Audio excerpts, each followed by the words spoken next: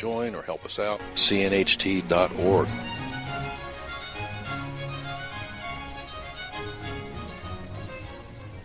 Morning and welcome to GrokTALK's Is That Really the News? Read. Scott Walker has put an end to his 2016 presidential aspirations as of last week. Walker said he believes that I am being called to lead by helping to clear the field in this race so a positive conservative message can rise to the top of the field. With this in mind, I will suspend my campaign immediately. Walker added, I encourage other Republican presidential candidates to do the same so that voters can focus on the limited number of candidates who can offer a positive conservative alternative to the current frontrunner. Taking the hint, U.S. House Republican Speaker John Boehner announced that he is stepping down as Speaker and will resign at the end of October. Over at the office of the Speaker of the New Hampshire House, in a press release this week, offered a fledgling proposal to comply with Real ID. The deal would give residents 5 years to opt in or opt out of allowing the state to retain their driver's license, photo, and social security number in a database for some mysterious purpose that has nothing to do with keeping records or tracking you. In exchange, the assumption is that the feds will extend waivers again that allow current driver's licenses to continue functioning as ID to access federal facilities and board domestic flights. Writing at Watchdog Arena earlier this week, yours truly wondered what the big deal was with the current licenses, given that they've been a more than adequate means for identifying New Hampshire residents flying in and out of the Granite State to points all across the fruited plain, regardless of whether the Department of Motor Vehicles had hidden your super-secret Social Security number on Hillary's super-secret unsecured server, some other server, or not at all. Residents can already remove their pictures and socials from the Department of Transportation database, but licenses did not differentiate, and that was a sticking point for Homeland Security. It is worth mentioning that the compromise proposed by the Jaspercrats in the New Hampshire House is nearly identical to legislation that died in committee last spring in the New Hampshire Senate as being unnecessary because New Hampshire's current licenses are more than adequate forms of identification. For example, people who request that their Social Security number not appear on their license could also not have their Social Security number retained in the database. No new complex legislation needed, no new licenses, no new nothing. Just another waiver from DHS while the database catches up with the licenses. But that would be too easy. If you'd not heard, the Pope spoke before Congress this week. New Hampshire Senator Ayotte voted against defunding Planned Parenthood, ensuring that yet another block of the Republican base would vote to defund her re-election campaign. The president of China met with President Obama. No word on whether Obama showed off his collection of Mao memorabilia, also known as his staff.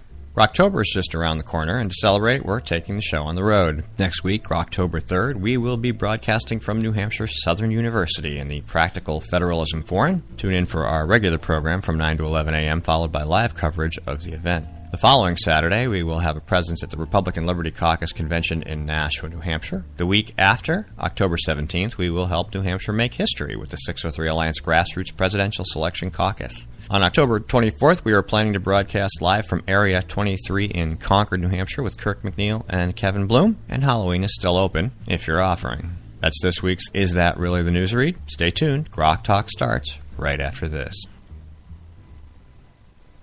Hi, this is Rich Gerard, host of Gerard at Large in the Morning, the Manchester area's only locally owned, locally operated, focused, and interested, riveting radio show, heard live every Monday through Friday from 6 to 9 on 90.7 FM WLMW New Hampshire Family Radio, and available 24/7 live or archived at GerardAtLarge.com. Be sure to tune in.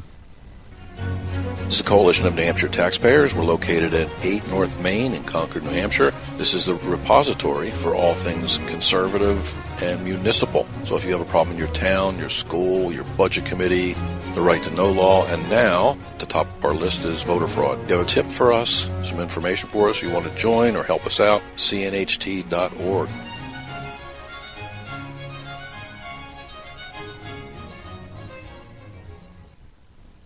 From the CNHT studios in Concord, New Hampshire, just a few blocks from the New Hampshire State House, this is GrokTALK.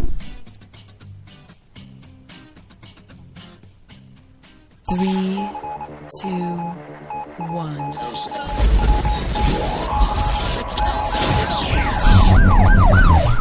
We'd like to welcome you to another edition of GrokTALK, brought to you by New Hampshire's leading conservative blog site, GraniteGrok.com. We are your feared, extremist, right-wing, hard-charging, gun-toting, opinionated, outspoken, rabble-rousing, letter-writing, radio microphone-stomping conservatives and rational libertarians. So get ready for more news and opinion you could only get from GraniteGrok.com. Good morning. It was cold this morning. It was cold this morning. Brisk. Brisk. Brisk is an iced tea. It was cold this morning. Welcome to GrokTALK. It is Saturday, September 26th. This is our last studio show for several weeks, so hopefully we'll pull it off. And everything else will work when we're on the road. If you heard it in the news read, next week we will be at the Southern New Hampshire University for a Federalism Forum. After that, the Republican Liberty Caucus Convention in Nashua. The week after that, we will be at the 603 Alliance Summit Caucus in Hopkinton.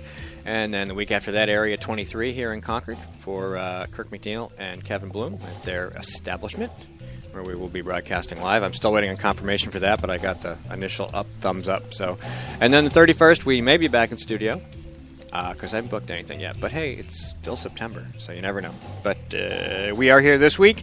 Don't forget to check us out on The Rock, nhcr.com. It's an internet radio station. Lots of music 24/7. Speak, talk, radio, Christian music, and us. So we're also on Spreaker, Stitcher, iTunes, TuneIn, iHeartRadio, YouTube, and Ustream, and of course at GrokTALK.com. So today we have Ian and Jody Underwood coming in. Yeah, and if you want to make a donation, because we need to revamp some of our technical architecture, you can hit the donate button on GrokTALK.com, or you can go to patreon.com /GrokTALK. Yeah, and I think I'm going to... I forgot the name. And I think I'm going to try something on Indiegogo. Okay. I got kicked off a Kickstarter. They don't like us. I wouldn't imagine that they would. I know we were talking about that on a couple other sites, and I never went to them because I knew that they would just say, "No, you can't fundraise here. You're not appropriate." Blah blah blah blah. You're not a suitable person. Right? You're not a suitable person. They actually said that. Yeah. Yeah. Holy moly! Yeah. So they said we denied you your pistol revolver license. Anyway. Oh no, that starts next month. Jody and Ian Underwood are coming in. We're going to talk about Croydon. They are ignoring the Attorney General, which is what most people should do. We'll go over that with regard to school choice, and then we're going to have them stay in for a second segment to talk about all kinds of cool things, whatever they want to discuss, because they're really, really smart people, and they have smart things to say, and we want to share that with you. Until then, we have to fill some time. Jane Cormier has joined us from New Hampshire Right to Life. Hello. Happy to have you on the program. Yeah. Good morning. Thanks for having me. Yeah. Hey, Jane, I'm going to ask you to just schlep your seat over that way just a little bit. Seat? Okay. Yeah, you're being hid by his head. Oh. Seat we want your profile and the Grok poster clearly on camera. Okay. That works. Okay. Is that better? Yeah. It will be when Skip adjusts the cameras. So what's new at New Hampshire Right to Life? Oh, man. There are so many things going on right now with life in New Hampshire. It's overwhelming and hopeful all at the same time. How's that? We have a big gala banquet happening Thursday, October 8th at the Executive Court 40 Days banquet. for Life started Absolutely. A couple days ago. Yeah, I got that here too. At the banquet, we have Josh Edmonds, who is from Georgia Right to Life. He's a young man that really has a lot of zest and has a great presentation, upbeat presentation. So he's going to be our special speaker for the banquet. And if anybody has interest in it, we're still taking, I believe, reservations into next week, and they can just go to www.nhrtl.org and get some information. That's going to be fun. That'll be my first one. Ooh. Yeah, it'll be fun. That's right. Yeah. As chair. As chair. As head, yeah, head of the group. Yeah. I also want to put out there that on Tuesday night in Concord, and in front of the State House, Planned Parenthood is having a counter-protest to stand up to these nasty people that want to defund their organization. That's MoveOn.org and a bunch of other lefty groups are growing together. Are doing this thing to support Planned Parenthood. Yeah. They're going to be at the State House, 8 p.m. 8 Tuesday p.m. night. Yes, 8 p.m. inside the Plaza State If House. you just happen to be walking past the Yes. State House and you accidentally congregate on the sidewalk. Accidentally pick up a sign. Yeah, you find know, a sign. Just keep moving. And by the way, Absolutely. I wish to correct you on one little part of what you said. What is it? And that you describe people who are pro-life from the aspect of what the Planned Parenthood, the baby killers think. They think people like us are nasty. Yeah. I'm sorry, you were wrong. We are not nasty. We are evil. Wow. Okay. All right. Yeah. So there's a range. It literally is that divide, because one, we're painted as cold-hearted because we don't want to be part of the communitarianism that seems to be springing up, that we're all in this together. But the fact that you won't put women first, because they just totally get rid of the idea of what a fetus is. It's just mere tissue. Yep. So you are evil, Jane. Evil. No, you know what, Skip? For protecting babies. I have to disagree with you. I'll tell you from doing this, I'll disagree with that premise just a little bit. I get exactly what you're talking about. However, having been in the trenches and having spoken to so many, there is a definite percentage, and it's not a small percentage, that are exactly what you say, Nazis, and cannot even they cannot even comprehend the other side of the story. But I'll tell you what, why I say it's hopeful, and I know that people might think I'm Pollyanna. I've spoken to a ton of people, many, many people, that believe misinformation and have believed what they've been given for all 35, 40 years on this subject. And those people are different. And they are not the minority in the people that are supporting Planned Parenthood. I will agree with that, because for the longest time I was one of those uninformed people who didn't want to pay enough attention to politics to be able to engage in it. So it was safer just to say, I don't talk about that. I don't know about that. It's settled. I wasn't even there with the settled thing. It's just it was don't talk about abortion, don't talk about religion, don't talk about politics. You're right. Just stick to other subjects, because I wasn't trained properly to understand them, and I didn't know how to debate, and I didn't have any of those skills. I didn't, I was basically whatever the media told me. I was pro-abortion, I was pro-choice. Right, which sounds good. And so until I learned, and then I decided to have my own opinion instead of the one that I had been fed. That's right. And I became a lifer. And this is why, the Students for Life organization in this country, Skip, and we even have one now in New Hampshire, is growing leaps and bounds. If everybody, and there was a point where you're correct, they held the left had such a stranglehold on this issue that everybody was just painted in that same color. But this young generation, wow, dare I say, gives me hope, because you know what? They're figuring it out. They're figuring out the lie they have been told, because of technology, because of the ability to see that baby at 8 weeks with organs present. Well, that's where the what is it? Progress in Center for Medical Progress and all those videos that come out have helped. Yes. But Steve, you talked about I believed what the media told me, and that comes back to what you had said about that small group. It's not so much a small group that actually drove the narrative that drives the mainstream media. That's correct. That comes out. And look, one of the things that we as Republicans, almost every single Republican platform in the country, affirms life. And yet there were 8 Republicans, including Kelly Ayotte, that decided to vote with the Democrats. So here we go. Kelly Ayotte votes with Jeanne Shaheen. Again, yeah. So Kelly Ayotte, Scott Brown, right. Jeanne Shaheen, these 2 Republicans trying to out abortion. Yes. Jeanne Shaheen, who is the biggest, one of the biggest of that minority. I think the 7th highest money maker in her she's the 7th highest political figure, making the most money from the pro-abortion lobby in this country. Yeah, which means that Jeanne Shaheen is directly funded by baby parts. Let's not mince. Absolutely. They're mincing babies. We won't mince words. NARAL has given her close to $1 million. Yeah, it's a lot of money. It might be 1.2 million. So I forget. Kelly Ayotte voting to help kill babies is my WTF of the moment. Thank you for reminding me that, because just before you came in... It was in the newsread. It was in the newsread. Can I tell you that... because it wasn't worth going to a government shutdown to do this. Well, that's the political We're going to continue canard. to fight them in the courts and lose. Yeah, but that's a lie. Didn't the House separate that out? I thought they separated it. Well, they're having a vote, I believe, Monday. They separated out the planning, the defunding of Planned Parenthood from the actual other portion of the shutdown. You know, if I was Boehner, the other reason to resign is no matter when he does the right thing, McConnell undercuts him anyway. Yeah, well, there's no loss. And again, let me remind people that GOP committee man, Steve Dupree, is one who gave money to NARAL. Yes, every year. Action Steve Fund. Baby Parts Dupree. Well, Steve. how does he Baby feel Parts about? Dupree. I often wonder how he feels about that donation now that he has seen these hideous videos, showing what they're perpetuating over there.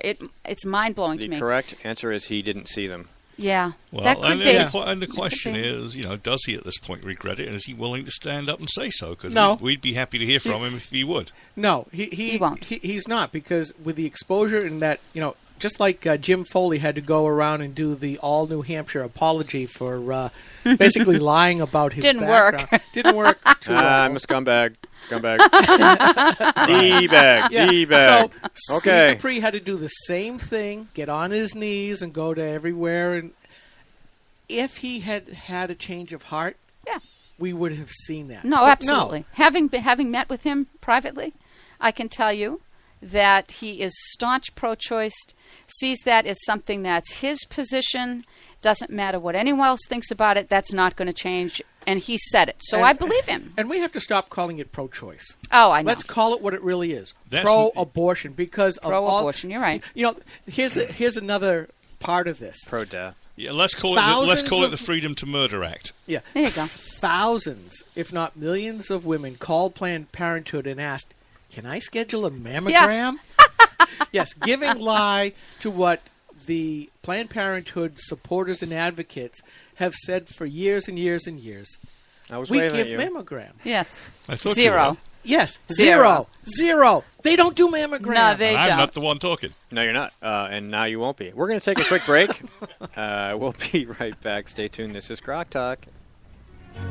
This is a coalition of New Hampshire taxpayers. We're located at 8 North Main in Concord, New Hampshire. This is the repository for all things conservative and municipal. So if you have a problem in your town, your school, your budget committee, the right to know law, and now, at the top of our list is voter fraud. You have a tip for us, some information for us, you want to join or help us out, cnht.org.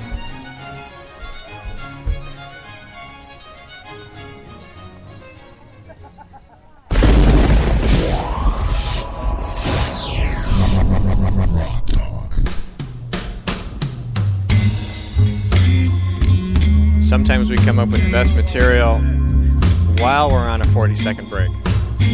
Yeah. This is GrokTALK. Steve McDonald, Jane Cormier, Mike Rogers, Skip Murphy, and Black Lives Matter. And I've also heard that if we defund Planned Parenthood, it will have a material effect on the nation's economy. Okay. Yeah, there'll be about 300,000 more black children every year who will contribute to the economy. Oh, now, come on now. Don't go there. Oh, no. That's if they kill them. Yeah. No, but if we What a stop funding Planned Parenthood and they don't kill all those black Look. babies, All the right, well, anyway, economy there's- will grow faster. There's a context for this. Yes. Why don't you read what you read on the break that made us all laugh, and then I'll say what I said. Yesterday, NARAL, in its desperation, sent out a tweet making the case for Planned Parenthood for America as a wing of the Black Lives Matter movement, and sent a picture of two activists holding a Black Lives Matter sign at a Planned Parenthood How can they sign. lie like that? Oh my God! They should just drop dead anybody that can lie like that. They even stated the following: the Republican fight to block funding for Planned Parenthood is a fight with black lives at stake. How right they are! Yeah, in the wrong direction. but not in the way they No think. kidding. And what did I say? Yeah, Matter is a noun. yeah. So yeah. sad. You know, I mean, how could we have the message so backward? The fact is that so many babies are being killed from the black community. Like, crazy numbers. And it's the, I don't want to say Republicans, but it's the conservatives that are trying to let people understand that black lives do matter, Yeah. and Planned Parenthood is not their friend. Yeah, most Planned No, Parenthood no, it's clinics not. are located in black neighborhoods. for a very good reason, Minority because local. Margaret Sanger wants it to kill more Location, black babies. location. Right. Very sad. And one kind person put out a poster that says at the bottom, too many, and I suspect it's been around a while. Number one killer in black communities is not 5,000 and odd HIV deaths, 8,000 and odd homicides, 12,000 diabetes deaths, 12,000 accidental deaths, Listen to 60,000 cancer deaths, or 70,000 heart disease deaths. It is the 363,000 deaths of black lives via Planned Parenthood. Isn't that horrifying? Absolutely horrifying. What do you do with that? The other WTF is the invasion of Europe by a majority young male Islamists. Yep. And here's something I just got from Instapundit, because I wrote about something similar. The Camp of the Saints is just a novel, right, guys? Right, guys? Rape and child abuse are rife in German refugee camps. Unsegregated conditions blamed as women are seen as fair game in overcrowded migrant centers. In Muslim communities, women are definitely second or third status citizens. They're almost property. And we can go into all kinds of stuff about how women are treated there. We can also talk about the refugees and the migrants and the immigrants in Europe that have settled into neighborhoods where this has been known for years. In Sweden, my my ancestors' home country, there are places where the Swedish girls are really in big trouble. They are seen as fair game. Yeah. Now we're seeing They it could again. always arm themselves. Oh, sorry. They can't. They can't. But here you see a whole civilization saying we must take them in, when this new civilization being brought in has nothing to do with Western classical liberal values. Absolutely none. And it doesn't want to assimilate. No, Therein it doesn't. lies the problem. And now Obama wants to push Muslim What a surprise. immigrants to $200,000 a year, all by himself, without the approval And of he Congress. will. And he will, because it's been happening since day one, under the table with his little pen. So the irony here is life and this invasion, because it is an invasion, don't seem connected. They are connected because we have administrative, huge, bloated government throwing on us edicts that most people in this country do not want to have. And unfortunately, until the voices start coming, there was this wonderful, I went to some meeting. There are so many meetings and events happening right now. I can't remember where it was. You can't keep up. You can't keep up. Somebody mentioned something that life, the people that are in the groups of life, it's a large choir, but there aren't many singers. And unfortunately, the choir will never have a great song if we cannot get the singers that are there to sing. And I thought, what a great analogy, especially, coming from a music background, right? This is what's happening. We're here. 74% doesn't agree in abortion in this country. We stay quiet. That's why the left has made gains, and that's why New Hampshire Right to Life has been so active. Sometimes it's one-on-one, sometimes it's going to 200-300 people, but we have to activate the voices to sing. Yeah, I was at Sunday, as well as you, Jane. We were at NHCCS, National Heritage Center for Constitutional Studies. Dr. Edwin Vieira of Harvard gave a wonderful, if long, talk about the administrative state. Exactly what you're saying. Unelected, unaccountable bureaucrats telling us what to do. This is, without representation. Yeah. I urge people to go to it on GrokTALK.com. It's all up now. Very good speech. It's lengthy. Yeah. It's academic, but it talks to the heart of the matter of the fourth state we have. Yeah, fourth state. Go ahead. Yeah, so I was talking about. I'm going to talk about Germany and their fundamental mistakes. They've made a couple of fundamental mistakes. The first problem is treating the incoming Muslims as people. Yes, right. Treating them as people.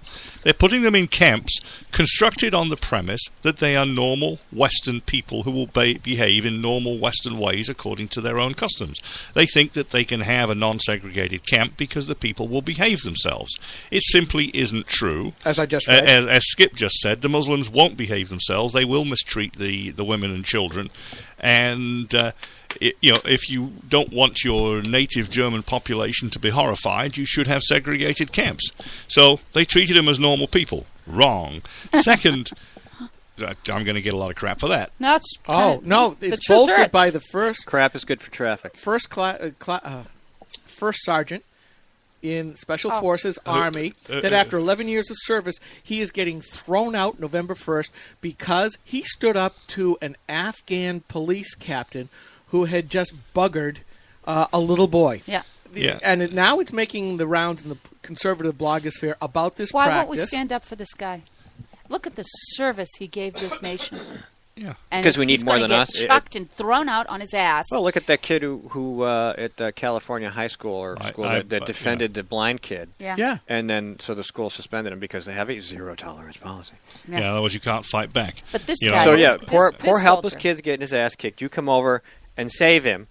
One punch. You're out of here. Right. Well, I always say to the kids or grandkids, defend yourselves anyway. Absolutely. Do the maximum damage to the aggressor, and we'll deal with the school. Yeah, That's what I tell my son. I told my kids the same thing, and it happened once. The principal, What are you supposed to do? Empower your kid to sit there and take it? the principal It's was nuts. not happy with me. I'm sure. Yeah, when the principal gets unhappy, say, if you think it's so important that punch doesn't land, why don't you get in the middle and take the damn punch? Yeah. Yeah. Anyway, Yeah. so what else did Germany do wrong? This, and I was listening to Rush from a couple of weeks back. This is the piece that takes the cake. Angela Merkel says that Germany is going to take 800,000 of these immigrants this year and 500,000 a year for the indefinite future, and it will change our country. Yeah, well, Boy, is she right, but not the way she thinks. But do you know why she's doing that? Because the German society, resting in its hammock in its welfare state, except for the few factory workers that are supporting everybody, has reached the point where nobody's reproducing. Right. Yes, their economy won't produce enough money Right. to support the retirees and the welfare state unless they bring in more workers. Now, fundamental mistake here. Do you think these people are going to contribute to the economy? Because most of them aren't. Yeah, as I pointed out here, they aren't. And yet you do have to see in Germany, now there a lot of the Slavic countries that are surrounding the EU, Yeah. they're shutting their Yeah, yeah. borders. God They're bless putting them. it- And I they're hope putting they them start. on- And I hope they start shooting. poor 'cause Hungary. these people. Hungary is really trying to do the right thing. Yeah, I hope they And start shooting. they're But just it's not. and it comes down to the principal question is, what is a country for? Now, I know that there are people here who want us totally open borders. It's like, at that point, we don't have a country. There is no country. Like Milton Friedman said, you can either have open borders or you can have a welfare state. You can't have both at the same time because then you will cease to exist. And that's what we're seeing with Germany. I mean, it is a case of most civilizations fall from within. Yeah. You look back at the Roman times with the Visigoths coming down from the north. 45 seconds. I'm not going to be able to finish. Well, the Well, big thing with Germany, Self-dissolution. Self-dissolution. the big Yeah. problem with Germany is that they're reproducing 7-1 to the European. So one generation, Germany's gone because that one Muslim family will have almost 6.8 kids to the one European. They're done. That's just how it is, and that's what's been happening. That's why they come in and they take over the countries. And that has been said in New Jersey at a school board It's true. meeting by the Muslims who She was wouldn't- right. who said we will soon be the majority and then we'll get our holiday from school. And let us go back to the Hungarian-Turkish border. Let's go quickly. We can do it afterwards. We're going to have to do it at 10:30 then. Yeah. Assuming our guests show up. Yeah. Anyway, this is GrokTALK. We'll be right back, hopefully with Jody and Ian Underwood, who are probably looking for parking in lovely downtown Concord. We will be right back after this you can put that down, short break. Hi, this is Rich Gerard, host of Gerard at Large in the Morning, the Manchester area's only locally owned, locally operated, focused, and interested riveting radio show, heard live every Monday through Friday from 6 to 9 on 90.7 FM WLMW New Hampshire Family Radio, and available 24/7 live or archived at gerardatlarge.com. Be sure to tune in. This is a coalition of New Hampshire taxpayers. We're located at 8 North Main in Concord, New Hampshire. This is the repository for all things conservative and municipal. So if you have a problem in your town, your school, your budget committee, the right to know law, and now the top of our list is voter fraud. You have a tip for us, some information for us, you want to join or help us out, cnht.org.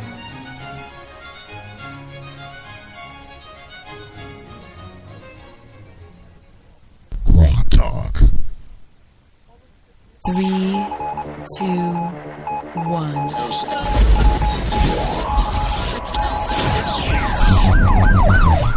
We'd like to welcome you to another edition of GrokTALK, brought to you by New Hampshire's leading conservative blog site, GraniteGrok.com. We are your feared extremist, right-wing, hard-charging, gun-toting, opinionated, outspoken, rabble-rousing, letter-writing, radio microphone stomping conservatives and rational libertarians. So get ready for more news and opinion you could only get from GraniteGrok.com. Grok Talk.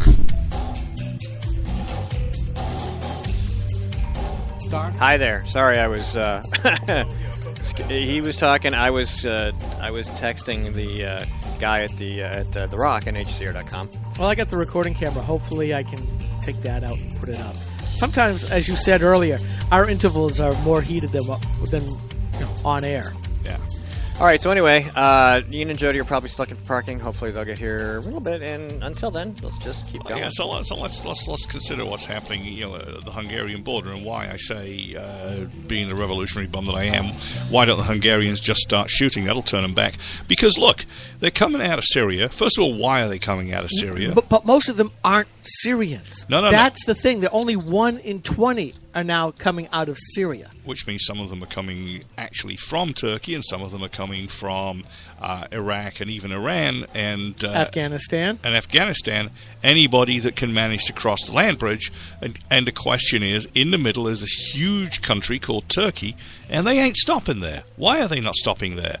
The Turks are a lot more like them than Europe is, and the Turkey's a reasonably wealthy country and somewhat friendly. It is, after all, an Islamic country. Big. It's got open spaces. Why aren't they stopping there? This has to be an invasion, and therefore, why shouldn't the Hungarians and the Romanians, whose borders are being attacked in the Czech Republic, start shooting? These people are not tourists. They don't have passports and visas. They have no right to enter. And if they won't go back when told, at some point, some of them got to die so the others get the message.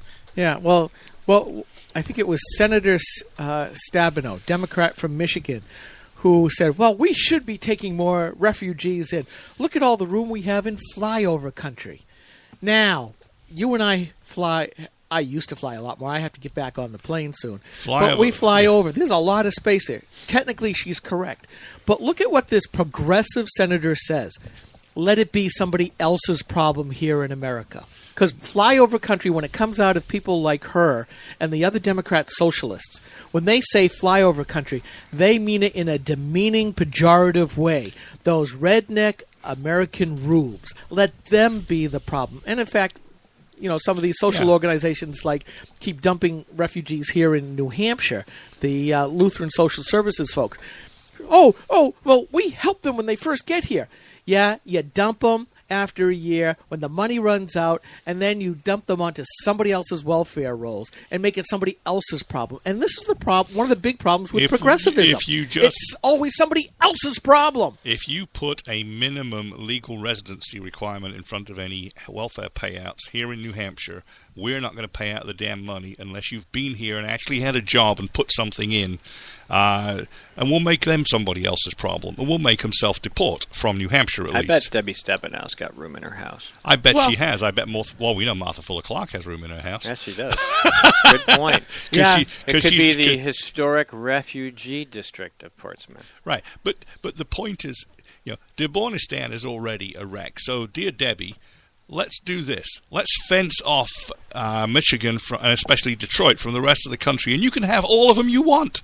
Yeah. Well, I like what the Pope had to say, where he's telling all of his parishioners, you should take somebody in. And I keep thinking, and I'm not Catholic, folks, so I can say this, how many refugees has the Vatican taken in? They've got among the most rigorous immigration and visa policies in the world. Because it is a Catholic city-state, it is not. It is not a place that welcomes immigrants. No, because it isn't. Because it doesn't need to. And I hate to say it, but here's somebody high up. One would consider him at least a religious elite, certainly, if not also a political elite. And trust me, the Catholic Church is political. That's its history. If you go back in time and read that history, when he says everybody take them in. How many young Muslim males are you going to bring into your apartment, sir, or your eminence? This is what gets me. Progressives want everyone else to take care of that. When you look at Christians, they do this on their own on an individual basis. That's what real charity is. That's the difference between the Good Samaritan, for example, and Yes. government coercion. Correct. Somebody who steps up to the plate and does it themselves. And that's what's completely wrong with the welfare state. Absolutely, because there's very little accountability. And, you look at... Oh, gosh, I could just keep going on and on and on. And don't forget that Denmark learned the lesson where they took out advertisements in Middle Eastern countries saying the welfare payouts for newly arrived immigrants has been cut by 50%. Don't come here. Yeah, I think it's rather amusing that in all the years that the EU has been being put together, because what the EU elite want to do is get rid of the national borders within the EU. But they've said, we'll do free. If you get to one of our countries, you can travel wherever you want within the EU, yada, yada, yada, yada. Well, the Camp of the Saints has gone from the printed page into real life, if you've ever read that book. And now all of a sudden, like we said, the borders are starting to get slammed shut. Yes, they are. And the countries that, Angela Merkel, like you said, and let's see, Germany, France, and there was one other country who basically said every country has to take a quota, which, by the way, it seems like these three countries would be setting for everybody else. And there's Britain at the channel saying, no, you're not. No. Yeah. And some of the smaller states are saying, no, we will not be bullied. Yeah. And they are now David saying, Cameron will actually be lynched if he takes too many in. I think the people have had it. Yeah, and I do think this is, other than the Greece or the Grexit, with the problem with the EU, this is an existential event for the European Union, whereby, we're all in this together. Not so much. They aren't at all. They're just separate separate nations trying to be stitched together, and this is going to shatter it, I think. Yeah, it's not a common culture. The reason the United States worked, and may not be working any longer, is because it was a common culture and the common work ethic that spread across the state borders. So you could have sovereign states with a federal government guaranteeing the free passage of goods and people across those borders, which is what the Commerce Department's supposed to be for, and it would all work. But eventually the culture has split to the point where maybe that won't work forever. And in Europe, you've got precisely the opposite problem, as you say, Skip. They're trying to stitch together these disparate countries. And now, the ultimate irony is not the right word, but for the Eastern European countries that worked so hard to join the EU, they wanted to be on the inside. They wanted to have the free movement of their goods and people to and from the rest of the EU for work and for trade. The number of Poles that moved to Britain, for example, to take, and in many cases, high-tech jobs, not menial jobs, and the general movement of the Romanians, Hungarians, the Poles, the Czechs throughout Europe was something they wanted. Now they've got the invaders on their eastern borders that want in, and nobody's negotiating. They're just showing up. And these folks are saying, hell no, we don't want open borders after all. Yeah. And before anybody takes us wrong, although, for our Democrat trackers who follow the show and follow Granite Rock, they're not going to bother with this. We have no problem with immigrants. What we have a problem with is illegal immigrants. And case number one for us is that you've done it the right way, you and Marmar.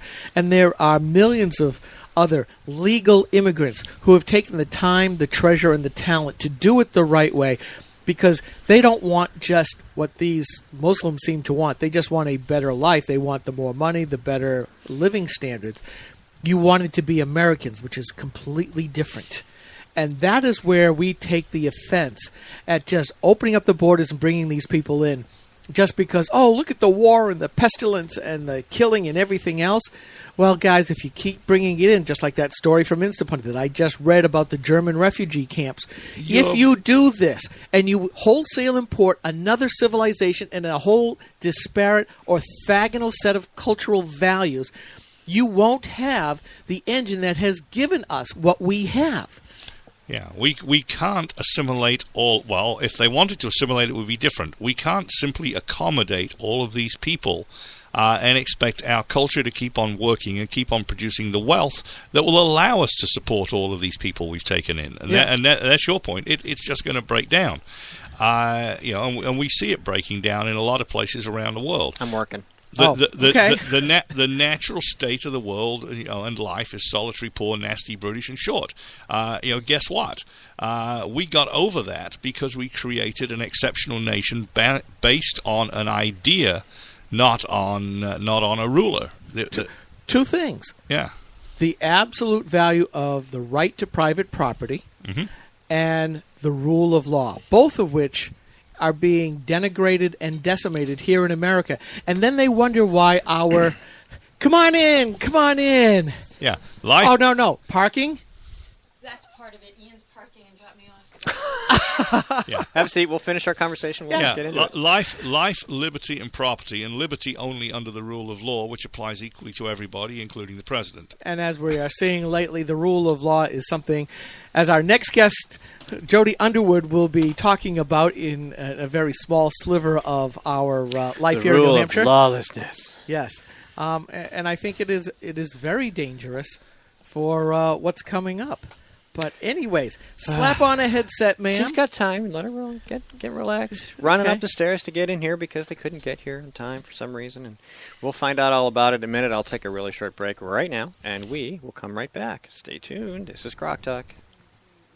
This is Rich Gerard, host of Gerard at Large in the Morning, the Manchester area's only locally owned, locally operated, focused, and interested riveting radio show, heard live every Monday through Friday from 6 to 9 on 90.7 FM WLMW New Hampshire Family Radio, and available 24/7 live or archived at GerardAtLarge.com. Be sure to tune in.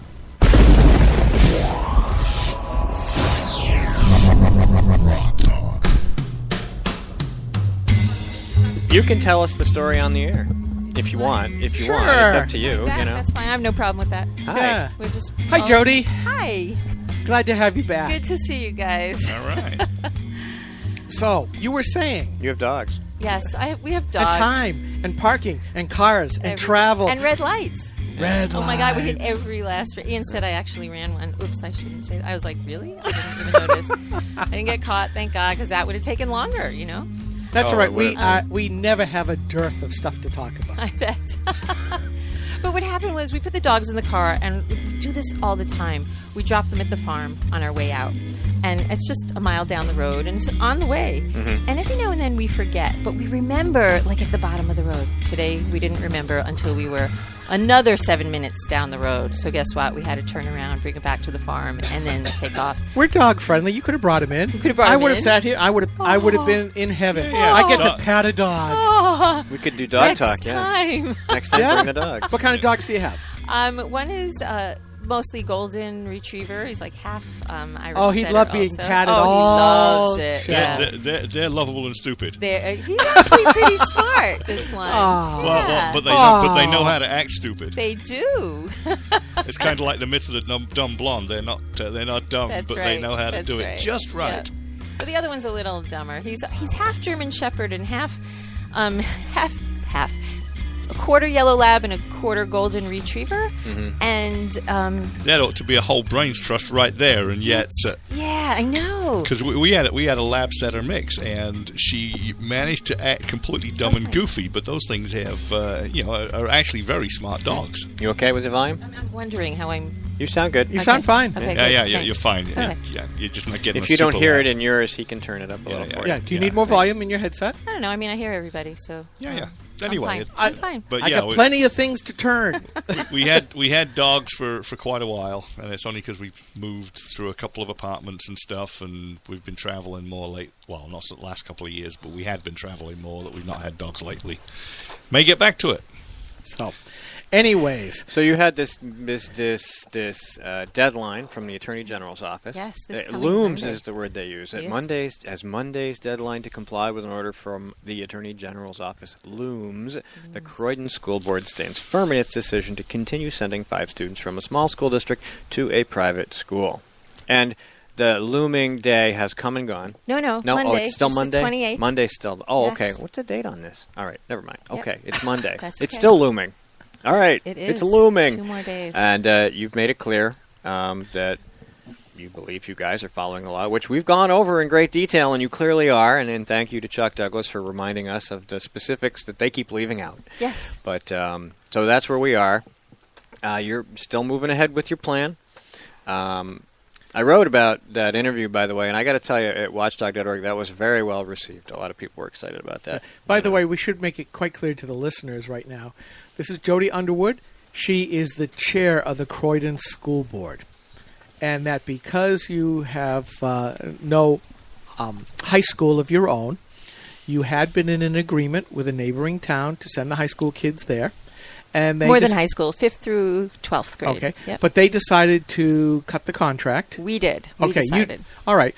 And now you are sending some children to some private schools, and that has sent the educational industrial complex here in the state of New Hampshire, all of the bureaucrats, in a tizzy. You can't do that. You have to stay in a union school, is really what it comes down to. It is, kind of, right? I mean, even Croydon Village School doesn't have union teachers. Yay for you. Yeah. But yeah, it has, I mean, it's related to that, but nobody's, connecting those dots specifically. I think it's also about just the state being in control. Oh my God, if they go to private schools, they don't have to take the Smarter Balanced assessment. Oh, that's money. Yeah, it is You're money. going to take money away from There we go. fat We cat found it. bureaucrats. Follow the money.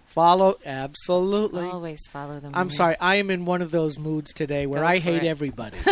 So, Oh, yeah. so you're going to keep doing what you're doing. And is there any sense of what the AG is expected to do in response? Yeah, actually. And you heard it here first. Okay. I mean, it's not official because it's not on paper, but yeah, they're going to take us to court. An injunction, I believe, is the right word, but I'm not positive about that. Again, not on paper. Hard to say for sure, but yeah, we think it's going to happen imminently. Article 10. Tell me what Article 10 is. The right to rebellion in the New Hampshire Constitution. The And you're married to the right guy. I am. Oh, yeah, he's throwing all this stuff at me. Wait till he gets here. He's like, you should tell Chuck Douglas this and this. I'm like, he has experience in this. Oh, I wasn't talking about your husband's words. Oh. the former state Supreme Court justice that probably yes, can right. manage Yeah. the Attorney General's office. Yeah.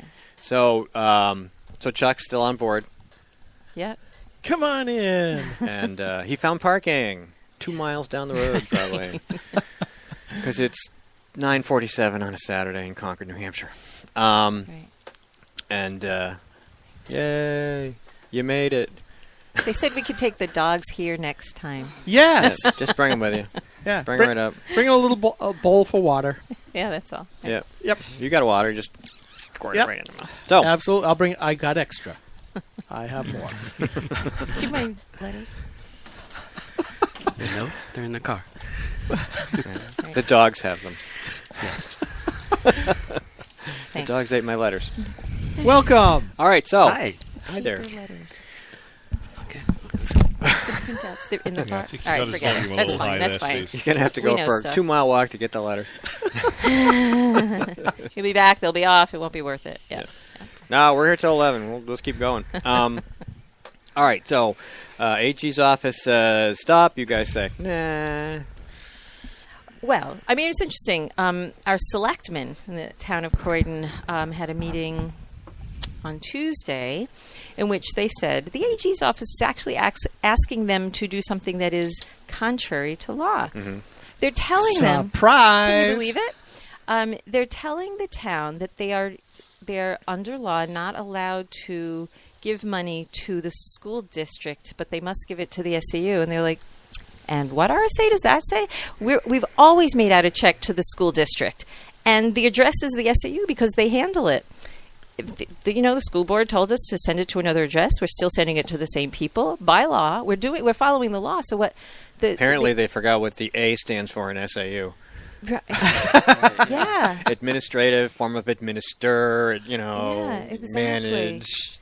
And there's also an RSA that talks about the treasurer's role is to write the checks, disperse the money. Like that's what we're doing. So yeah, they asked our town to do something not under law, and they're saying, well, that's what they're doing anyway. We're not going to do it. I mean, the Yeah. AG's office says, we went through the law. We went through the RSA the last time you were here.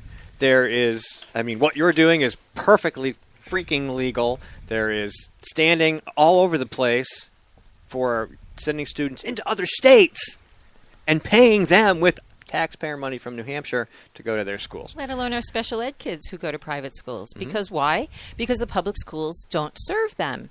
Guess what? They don't serve others, regular ed kids. Why should they suffer because they don't get this label of special ed? It doesn't make sense. Has anybody tried to figure out their motivation short of the earlier mention of the union thing? But, this is just dumb. What are they? What it shows is that the whole it's showing up the hoax of local control when you go against the bureaucratic elite. We try to have the semblance of local control of schools here in New Hampshire. And what this is showing is that you have local control as long as you are controlling the way we want you to control. That's right. That's exactly right. Our town voted for it. But, there's a deeper issue. There's always a deeper issue, right? So part of it is, one of the ways that... Turn your volume up. That I'm listening to. Yeah, we can do that. Go ahead, sorry. So Ian's fine. We've gotten to the point where there's this idea that the law is whatever a person in authority says it is, right? All the way down to a police officer saying, I'm giving you a lawful order to stand on your left foot. And it's like, what's the law behind it? The law behind it is the person, right? So the AG, this is the way everybody's treating it. If the AG says it, it must be the law. If Virginia Berry says it, it must be the law. If the president says it, it must be the law. And that's, I think, actually much farther down and underneath all this stuff, more so than things like unions or local control. I think it's just the idea that the law is a sort of set of guidelines that you hope people in authority follow, but they'll do... We've gotten to the point where the very fact that they say something they think makes it the law.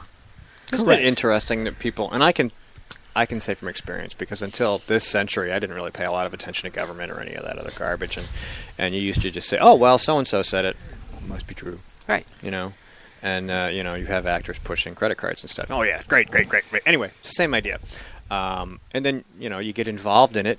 And, one of the first couple of years I was politically active, I was doing New Hampshire Taxpayer Radio with Ed Nail, so I was learning all about municipal corruption and all the crap that goes on in your local towns with 200 people in them, towns with 25,000 people in them. It's all the same crap because it's people, right? Yeah. And it's just nasty, it's brutish, and it's not short, it's long. This is long. There's a lot of this going on. It's very, very and that's just that people just assume that it's true. And the fact is, more often than not, it's not.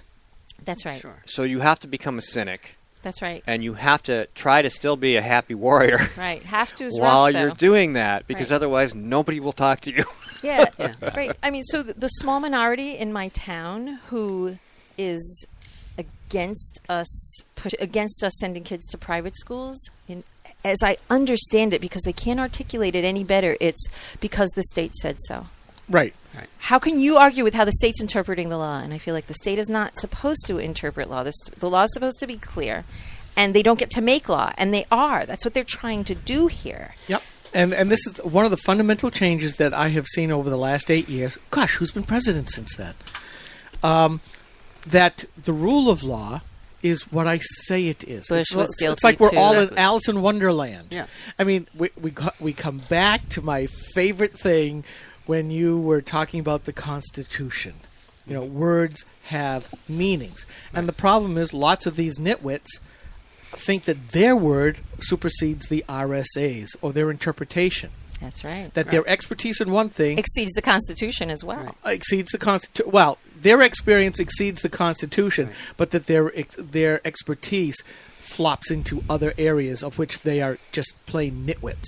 Right. Well, and this, Nitwit, if you word look of at the day. yes, if you look at the even bigger picture, there's something you might call the cult of the expert, right? Yes. Where you aren't qualified to make decisions about medicine. You have to go to an expert. You're not qualified to make decisions about law. You have to go to an expert. You're not qualified to make decisions about education. You have to go to an expert, right? So you've been training people for generations now to say, look, anything that's more complicated than, say, Winnie the Pooh requires somebody to stand between you and that document. So it doesn't even occur to you to look at the document, right? You go to the person who's supposed to tell you what the document says. No, I'm sorry. Winnie the Pooh's too complex. It is the Tower of Dick and Jane, maybe. But when I was on the budget committee, that was exactly right. And I will tell you, the best example was a football team in Guilford. It was just a club level, and volunteers would do the lines and the flags and everything. But as soon as they made the change that taxpayers were going to pay for this because they were going to bring it into the school system, then everybody had to be paid. Why? Well, because they'll do the job better. And I look at the internet and everything else. Look at, I'll go back, Rathergate, Dan Rather saying that these documents showed that George Bush was a liar until one real expert, a typewriter repair guy, showed this was never done back then. This is Microsoft Word. And with the technology was able to show it, and he lost his job. That same disruptive force is what you guys can have now, because you as ordinary people, well, you're ordinary, she's the chair. I don't know about ordinary, but anyway. Yeah. I have a PhD. Yeah, I wouldn't say they're ordinary. But, yeah, I know. I'm trying to make a small little joke. Right. But anyways, through that, it's empowering ordinary people to say, you're wrong. And we can prove that you're wrong. So, it comes back to the ordinary person going against the state level, City Hall. And I applaud you for it. Thanks. I mean, it takes some guts. You're giving fulfillment to the word fearless. We should somewhere fit in here that you don't need a master's degree to teach kindergarten, by the way. I just to throw it out there because my wife works in a kindergarten. And she can run a class, but she only gets paid like a third of what they get paid because you have to have somebody with a big degree to teach kindergartners about where to sit on the carpet. Because now they're what do they call it? Paraprofessional. Yeah, no. Well, but you need your master's because that will prepare you more for teaching in a class. Wait, it's absolutely wrong. I have a master's in computer science. Master's in crayon and. Right. Yeah. Exactly. Or stickers. Or that guy who was complaining about the debt that he's now in because he got a master's in puppetry. Go figure. I got a master's in. Is that what they're calling it now? Yeah. I got a master's in computer science, and when I was at Digital Equipment Corporation, I had people who had dropped out of high school that were far better than I at writing code. It was just they were born to write code. That's all it came down to. That's all I could say, and they could run rings around me. So. A degree is only as good as what you can apply it to. Totally. Computer science is not programming either, though. Right. They're different. Right. We both have computer masters science in computer is the science, study actually. of programming and how programming works and how compilers work and what it means, what's computable, what's not. Yeah, but you're supposed to be able to use that in actually doing that stuff. Maybe. It's the philosophy. It's kind of yeah. It's the philosophy of code. Something like that. Anyway, we got about 40 seconds. So we're going to keep talking about this and whatever else comes up in the rest of the show, and because it's wide open. I didn't book anybody else because you guys are awesome. You replace you with yeah. But for those of you who are listening, don't forget to check us out on Spreaker, Stitcher, iTunes, TuneIn, iHeartRadio, YouTube, Ustream, and of course at GraniteGrok.com and on the Rock NHCR.com. I am Steve McDonald here with Skip Murphy, Mike Rogers, and Jody and Ian Underwood. Don't forget we will be at Southern New Hampshire University next Saturday for the Federalism Forum. Name I can't remember the whole thing, but there's on the all-day event there. And the week after that, we will be at the RLC convention, and the whole month we're going to be on remote. So everybody stay tuned. We will be right back. This is a coalition of New Hampshire taxpayers. We're located at 8 North Main in Concord, New Hampshire. This is the repository for all things conservative and municipal. So if you have a problem in your town, your school, your budget committee, the right to know law, and now the top of our list is voter fraud. You have a tip for us, some information for us, you want to join or help us out, cnht.org.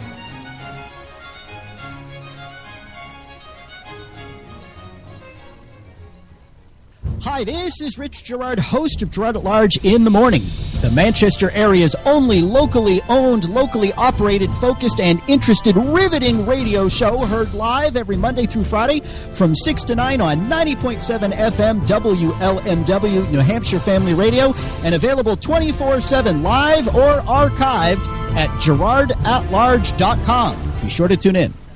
GrokTALK. Oh, feel the power. Oh, I can feel it. Our moment of triumph approaches. It's GrokTALk. This is a coalition of New Hampshire taxpayers. We're located at 8 North Main in Concord, New Hampshire. This is the repository for all things conservative and municipal. So if you have a problem in your town, your school, your budget committee, the right to know law, and now, at the top of our list is voter fraud. You have a tip for us, some information for us, you want to join or help us out, cnht.org.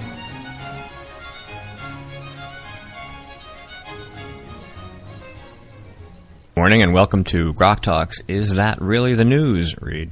Scott Walker has put an end to his 2016 presidential aspirations. As of last week, Walker said he believes that I am being called to lead by helping to clear the field in this race so a positive conservative message can rise to the top of the field. With this in mind, I will suspend my campaign immediately. Walker added, I encourage other Republican presidential candidates to do the same so that voters can focus on the limited number of candidates who can offer a positive conservative alternative to the current frontrunner. Taking the hint, U.S. House Republican Speaker John Boehner announced that he is stepping down as Speaker and will resign at the end of October.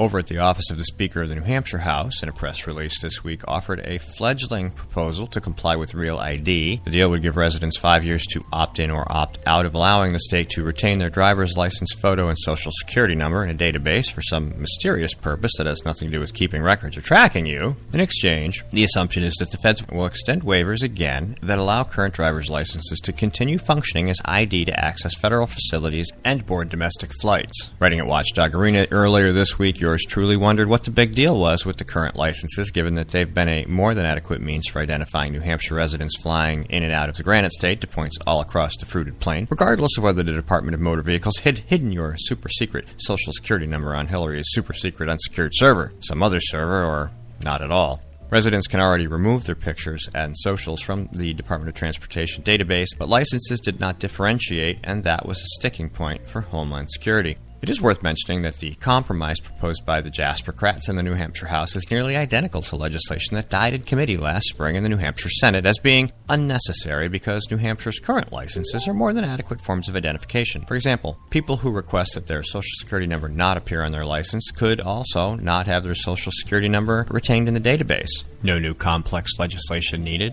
no new licenses, no new nothing. Just another waiver from DHS while the database catches up with the licenses. But that would be too easy. If you'd not heard, the Pope spoke before Congress this week. New Hampshire Senator Ayotte voted against defunding Planned Parenthood, ensuring that yet another block of the Republican base would vote to defund her re-election campaign. The president of China met with President Obama. No word on whether Obama showed off his collection of Mao memorabilia, also known as his staff. Rocktober is just around the corner, and to celebrate, we're taking the show on the road. Next week, October 3rd, we will be broadcasting from New Hampshire Southern University in the Practical Federalism Forum. Tune in for our regular program from 9 to 11 a.m., followed by live coverage of the event. The following Saturday, we will have a presence at the Republican Liberty Caucus Convention in Nashua, New Hampshire. The week after, October 17th, we will help New Hampshire make history with the 603 Alliance Grassroots Presidential Selection Caucus. On October 24th, we are planning to broadcast live from Area 23 in Concord, New Hampshire with Kirk McNeil and Kevin Bloom, and Halloween is still open if you're offering. That's this week's Is That Really the News Read? Stay tuned. GrokTALK starts right after this. Hi, this is Rich Gerard, host of Gerard at Large in the Morning, the Manchester area's only locally owned, locally operated, focused, and interested riveting radio show, heard live every Monday through Friday from 6 to 9 on 90.7 FM WLMW New Hampshire Family Radio, and available 24/7 live or archived at GerardAtLarge.com. Be sure to tune in. This is a coalition of New Hampshire taxpayers. We're located at 8 North Main in Concord, New Hampshire. This is the repository for all things conservative and municipal. So if you have a problem in your town, your school, your budget committee, the right to know law, and now, at the top of our list is voter fraud. You have a tip for us, some information for us, you want to join or help us out, cnht.org.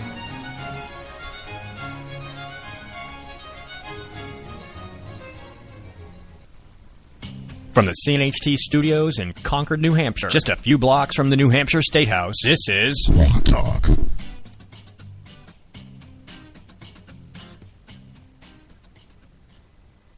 3, 2, 1.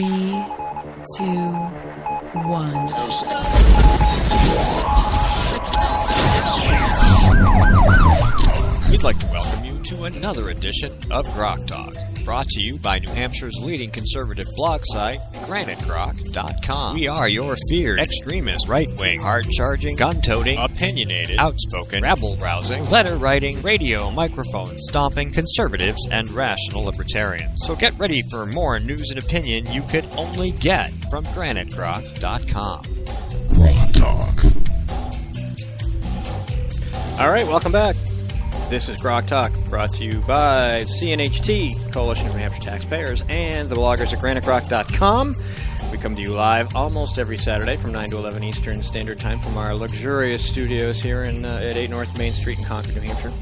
And we always like to let everybody know where they can hear us. Of course, GraniteGrok.com. And this and past programs are available on Spreaker, Stitcher, iTunes, TuneIn, iHeartRadio, YouTube, and Ustream. Don't forget to check us out on The Rock, NHCR.com. The show is rebroadcast Mondays at 1 p.m. Eastern Standard Time. Cool. Well, thank you for having me. Glad you could make it. Glad you could make it. I know you won't be with us every week in October because you have to go work in the left coast. Yes.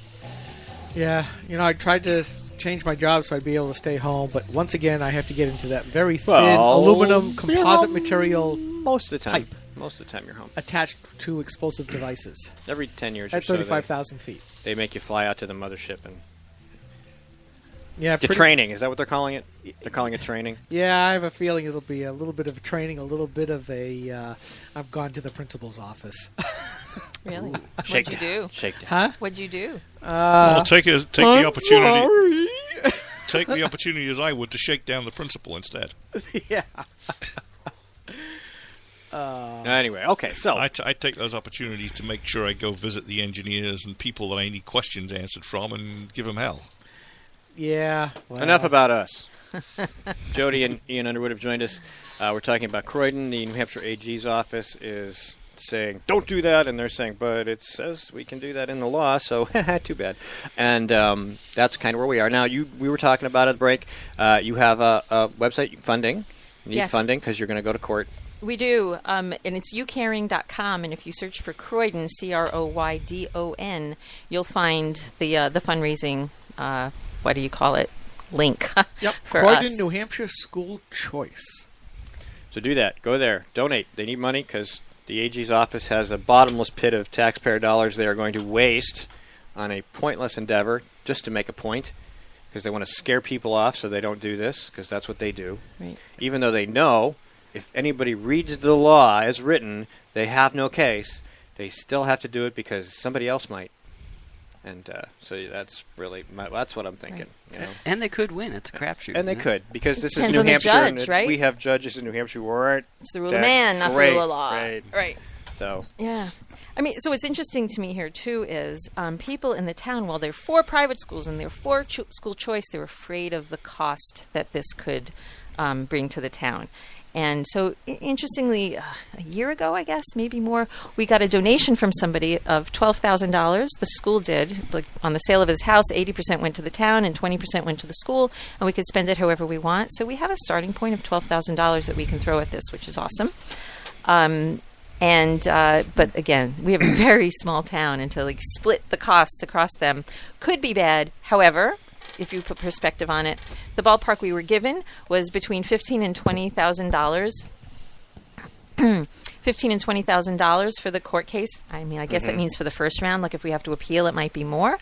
And what is that really in perspective? It's one student in high school for 1 year. Mm-hmm. It's not a lot of money in terms of that. So hopefully the town will get to see that as we explain it to them. And you have that money plus your fundraising, and exactly. It really is a matter of principle. This really is about intimidation. They don't want anybody else to go and read the paper and go, oh, look at that. When I wrote my piece at Watchdog, I wrote, you found school choice in existing law. Because you did. Right. That's what it was. That's right. And then I explained it as we discussed, the last time you were here. And And like I said, a lot of people read that. Now, I don't know if there's a lot of people in New Hampshire that read it. I don't see a whole bunch of people going, hey, we could have school choice. Yet I'm not hearing that resounding call from school boards, mostly because most school boards are like, we don't want that. We like the arrangement we have now. Not so much in every town. Wyndham comes to mind. I mean, they're not, just bend over and let the superintendent do what they want. They're not that kind of school. But we have talked about or talked with people. Our educational person, Jorge Mesa Tejada, who talks about the Earl of Metzler. Yeah, Timberlane's one of those schools where the superintendent is, basically, Sig Heil. You got to do what he says or else, and he knows how to play the system and work it and apply the pressure to get what he wants. And even though, like Sandown and Danville are like, we are going to fight you, it's still a tough row to hoe. And so, in your case, you're just skipping right to the AG. And well, they skipped to us, right? They did skip to you, yeah, because they came knocking on your door. They did to tell you were doing something that wasn't legal, and of course we've all read the law, and it is. And it's interesting, we've had Chuck Douglas's office has written responses to a letter from the Department of Ed, a phone call from the Department of Ed, and then a letter from the AG's office. And not once has the state responded directly to our letters, our replies. Like, can you tell us where we got it wrong? They're not being rational about this. They can't. And that's a really nice way of looking at it. It's just... That's not what we want it to mean. Exactly. Yep. So now we're going to try something else and throw new laws at you and get your process wrong. I mean, again, this letter from the AG's office who told our town that what you're doing is wrong, and here's what we understand that you're doing. It's like, you're not doing that. I don't know where you got your information. Maybe you got it from some newspaper that reported it wrong. I'm not sure. So they're getting so many things wrong. It's amazing. I want to go back to the intimidation factor that Steve brought up, which is how many people actually live in the Croydon area? Town? About 750. All right. So, again, when you look at the number of people there and the size of the state government and the taxpayer money that they can bring to bear, this is not a small thing. I will tell you, having been on the budget committee, when you talk about stuff in my town, we've got more people. You lose audio again? Oh, yeah. All of a sudden, I seem to have gone dead. You're dead. I'm still getting a feed. Oh, okay. I'm still getting a feed. But anyways, you look at that and you go... I'll turn it up a little on the master, see if that helps. All right. We can do that. Better? Better? We can do more. We can do more. All right. Can you hear? Say something. Better. I'm here. Oh, yeah, I hear you over there. Yeah. Okay. Better. Maybe it's just me. Maybe it's time. Maybe this headset is now gone. Maybe it's your ears. Maybe it's my ears. I have to turn it way up because it is my ears. So gotcha. I know that. So, anyways, and it was always a discussion. If you were going to go up against the state, how much is it going to cost? Are we going to win? That's when I'm like, I don't know. Anyway. The law says so, but like you said. But it is a legitimate concern of the taxpayers in town. Yes. And the state knows it. Yes, and they're trying to intimidate us. They're bullying us, right? Correct. Again and again. Yeah. You just have to love it. The State Board of Education, who's been putting together all these anti-bullying programs to be implemented at the local level, and look what they're doing. That would be maybe you guys on the school board should implement your anti-bullying policy now. Yes, say we will not. Our policy is we will not give in to bullying. That's right. And then publish that. Send it to Megan. Well, we don't like to have policies about anything because we like to deal with things on a case-to-case basis. Right. And in this case, that's what we're doing. We will not negotiate with terrorists. That's right. Can you put them in a timeout? That's funny. Now, how is we were talking about superintendents earlier. Your superintendent is brand new. First time, put into this situation. How is she holding up? She's interesting. She's doing pretty well. Like, personally, like, we're all very civilized, even though she's not really supporting what we're doing. So, it's, we can have sort of open conversations about it, but she just is going to listen to what the state tells her to do because it's her first time out. Yep. And that's where she stands. Yeah. All you have to say is, whose signature is on the front of your paycheck? Right, and that's fine, except that... To a point. She's the superintendent of SAU 43, which includes both the Newport School Boards and the Croydon School Boards. Ah, yes. And Newport has 5 people, and we have 3. And we did talk about it at an SAU board meeting once, and most of them were uncomfortable ordering the superintendent to follow what we said. Mm-hmm. So, Okay. That's where we stand. So Croydon can't order her to do it by ourselves. The whole SAU board has to do it. Okay. Yeah. Unless you guys pack the board, we should just have a special election and get like 5 more people on the Croydon Oh, school yeah, we board. could Then enlarge it'd the be Croydon like school 8 to board. 5. Sure, why not? If Yeah. it was going to work for Roosevelt, they might just back down. I mean, really, what's stopping you from adding board members? Really? Yeah. For those people who aren't quite as well educated on history, a brief segue, please, Ian. So back when Roosevelt was president, FDR, yes. Yeah, Thank let you. FDR. us not mix our Roosevelts. Yes, when Roosevelt was president. One was merely a statist, the other was a communist. Okay. So when FDR was president, he was trying to get a lot of legislation passed, which was clearly unconstitutional. The court kept throwing it out, saying this is unconstitutional. And then he threatened to get his majority in Congress to essentially pack the Supreme Court by adding more justices, saying for every justice over a certain age, I get to add another one. So then he would just clearly have a majority, and that was sort of when the Supreme Court adopted this idea that, well, okay, in order to prevent that from happening, if a piece of legislation has the magic preamble that says what it is that Congress is trying to do, then it's okay. So, and they just totally caved. So, yeah, I'm talking about intimidation once again in the land of the free. Right, and I think that's where the phrase "a stitch in time saves 9" comes from. Actually, I think you're right. Because they buckled and saved the 9-person court. Wow. I've never heard that one. Yeah, I heard it. But that's true, and then you should stack your Croydon school board with more people, and then just go back and take the SAU over. Let's just put everybody in town on the school board. We have 700 people on our school board. It only takes 1 vote per person to get on. Right. Just elect yourself, everybody. You elect yourself. Boom. We have more members on ours. You would be the largest deliberative body on the planet. It's true. That would be great. The meetings would be tough. New Hampshire would be like 4th now instead of 3rd or whatever it is. So. Well, the only difference would be how many were in the audience and how many were on the board. You'd need a really big table. You'd still have the same arguments. There would be no audience. Everybody. It would be government by the people. God, people might actually come to our meetings then. Participation plus. Right. So if you told them they had a vote, they might actually, no, that won't work. Right, exactly. Although once you're on the board, I don't know, there's something a little more compelling about that. Copies, lots of copies. You have That's to make so a lot funny. of copies. Here's your packet.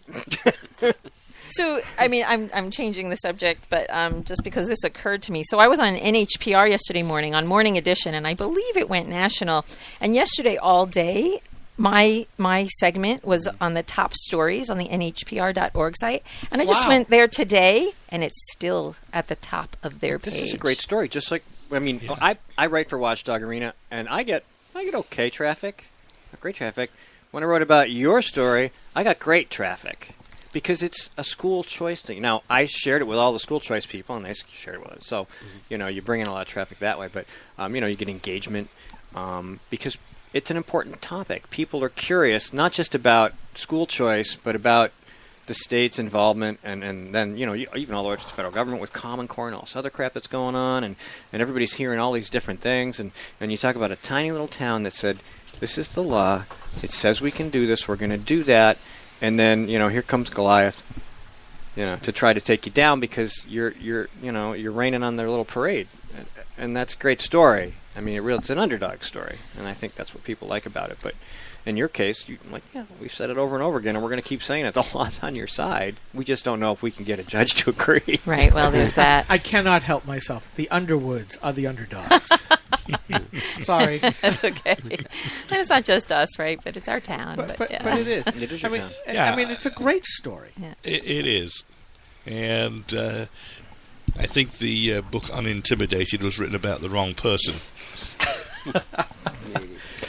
So what's the next step that you'll have to go through at this point? Collecting money. Yeah. Well, donations. Okay. Well, Monday comes, right? You caring Croydon, New Hampshire school choice. Yep. So youcaring.com and then just look up Croydon. Right, YOU caring, yes.com. But what else is going on other than the raising the money? Because you folks are certainly able to multitask. What's the next thing? I think we're going to court. But you haven't gotten anything in writing saying you have to show up, right? I haven't.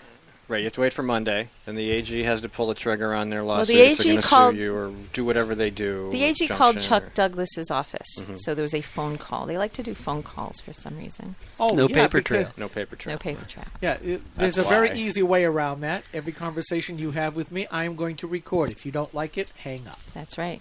Yeah. So, I mean, then it's a matter. And Chuck thinks that it's going to be soon. It's interesting. He's like, probably in the next week or so, we'll be going to court. And when I mentioned this to my school board members, Angie Bolio said, God, you always hear about court cases. It takes forever to get to court. I'm like, right. Yeah. I was like, those are criminal cases. This one is by the state. Big surprise. She's like, right. It's very interesting. Yeah.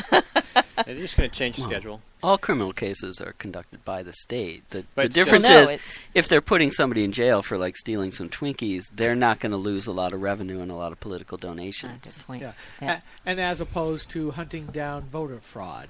Yeah, that's not really a big deal. That can wait. Not you can, to, al- not, you not can to always them. ask them, well, how's the voter fraud investigation going?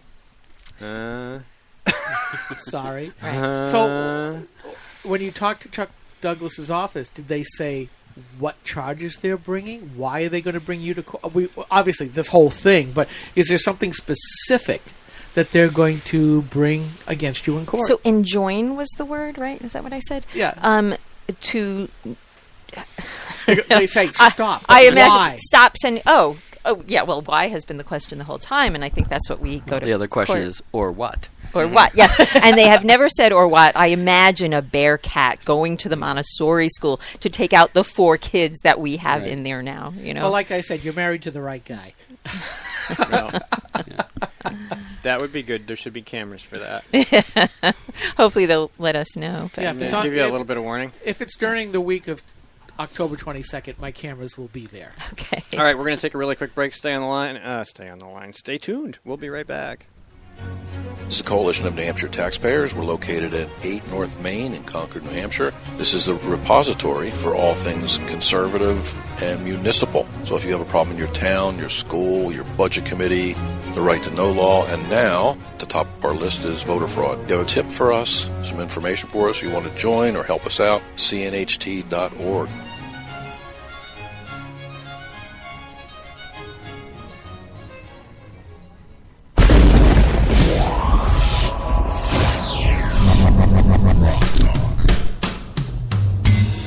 Hey, we're back. We have Ian and Jody Underwood here talking about the Croydon School District school choice situation. What was the name of that Fund Me site there? You Caring. You Caring. youcaring.com. Go to youcaring.com, search Croydon, Croydon. Make a donation to help support them because the evil AG is going to come and try to stomp on this awesome little endeavor. The Empire against the Rebellion. Put it in Star Trek-y terms. Empire and against the rebellion. You go to court and you need to. Yeah. You need to Not the rebellion against the empire? No, because they came after you first. They're two gotcha. groups. Oh, gotcha. It's a group, yes, not yes, an act. Yes, right. English Okay. is tricky. Sorry. I know. It's early on a Saturday morning. It is. It is. It's 10:30. What are you talking about? I've only been up for 4 a.m. 5.5 hours. somewhere. Yeah, that's true. 4:23 a.m. somewhere. Well, I'm talking about mean solar time. Oh, It's whoa, 4 whoa, a.m. all right. Sorry. I know, NASA, whatever, you guys. You have to remember who you're talking I know. Mean solar time. Just a few minutes off from everybody else. And he doesn't mean as in Well, mean, angry. You just have to remember, Angry he's fellow. without his dogs. That's right. Dogless. All right, so let's see. A couple minutes left in this segment, and then we'll go whole hog on anything else you guys want to talk about. We obviously will find out. We'll catch up with you next week and see what the AG does. Obviously, if they've said they're going to do something, they will, because they don't have anything else to do. Like we said, they're not enforcing any other laws that are really important, so they might as well come after you guys. Well, remember, too, election time is coming up, and one cannot embarrass our current commander-in-chief in the Oval Office because she wants a higher office. So this will be what she'll be able to You might even become campaign fodder on the left, at least to the emails going out the door. Look at the rebellion we put down. You know, this is interesting on the NHPR site. Like, everywhere else I get interviewed, on the Union Leader, Valley News, Eagle Times, like, these are all there. Mm-hmm. I have no problem talking to these people. The articles are usually pretty good and supportive. The comments are usually, go Croydon, yay, glad you're doing this. On NHPR, they went in a different direction. Surprise. Surprise. First is Jody Underwood on the board of the Free State Project? Of course! Yep. Anybody who's not on the left is a Free Stater. Exactly. But of course I am, right? Well, how come it's secretive? I'm like, Google me.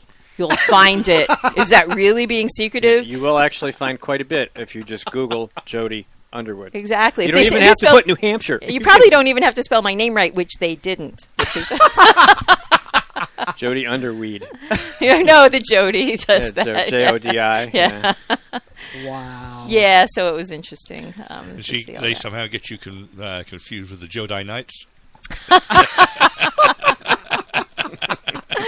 Oh, we can take this forever, can't we? That could be some nice PR. You should have put that on the You Caring page, you and your burlap grows. Well, you know what? I mean, for social networking, for getting the You Caring word out, I have to come up with different ways of getting different people. So some I internet memes here. Yeah. We'll start doing some memes. Yeah.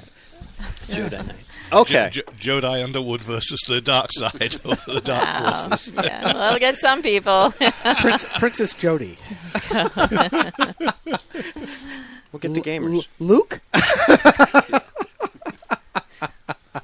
We're like Yoda. Yoda. Actually, yeah. Obi-Wan. That's much more suitable. Yeah. All right, let me see what I'm doing here. You keep talking. See, we don't do interviews. We just have conversations here. Which I love. That's it's what great. we do. It's very comfortable. Be a little crazy. A little. Yeah. Just the ADD bloggers of GrokTALK.com. So, I mean, it would be interesting to know what they plan to do, right? And so, just as sort of a parallel thing, I have a friend who said, hey, you know what? When you vote, you don't have to show ID. You can fill out an affidavit of residence, right? So I thought, what the hell? I'm going to do this. So I go in, I fill out in Croydon. In Croydon. I fill out this affidavit of residence, and I go ahead and vote. Of course, they know him at the table, right? They know me, but still, it's rules are rules, right? Yeah, so I fill out the thing. So like months later, I get a letter from the AG's office saying, in the paragraph saying, you are required to send back this form saying whether that was really you or not. It's pursuant to RSA, blah, blah, blah. Footnote. They actually at the bottom. Did that? Yes. Wow. At the wait. Which is interesting. Yeah, at the bottom, they actually cited the entire RSA, which said nothing about what I have to do. It just said, the Attorney General shall send out these letters within such and such a time, which by they April, did. whatever. Right. And it's like, this is exactly it. They look at that and they go, well, it means you have to send it back. And it's like, It doesn't it say doesn't, that. But we so said did did. Did you send an no. affidavit? I actually started to write a letter sort of saying, as I read this thing, but I had other stuff to do. Nobody's reading. Nobody's thanks looking for confirming that you had to send out a letter within so many days and that you did so. Yeah, exactly, right. Don't expect anything else from us. Right. Now, did you send anything back? No, I didn't. I should have. I was going to say, what a surprise they would have had. Somebody sent something back? No, I think most people would, but I bet they're not tracking it. No, you really they don't think? don't. Okay. No, a lot of people Because don't. a lot of people... Well, those people aren't. They're faux addresses. Right. This is the same day registration, affidavit, like Right. you did. They do their vote. It gets counted. And then they just disappear. I know this is going to sound weird, but we're going to go to break because we're going into the last segment. We're here with Jody and Ian Underwood. We will be right back. Hi, this is Rich Gerard, host of Gerard at Large in the Morning. The Manchester area's only locally owned, locally operated, focused, and interested riveting radio show, heard live every Monday through Friday from 6 to 9 on 90.7 FM WLMW, New Hampshire Family Radio, and available 24/7 live or archived at GerardAtLarge.com. Be sure to tune in. This is a coalition of New Hampshire taxpayers. We're located at 8 North Main in Concord, New Hampshire. This is a repository for all things conservative and municipal. So if you have a problem in your town, your school, your budget committee, the right to know law, and now at the top of our list is voter fraud. You have a tip for us, some information for us, you want to join or help us out, cnht.org.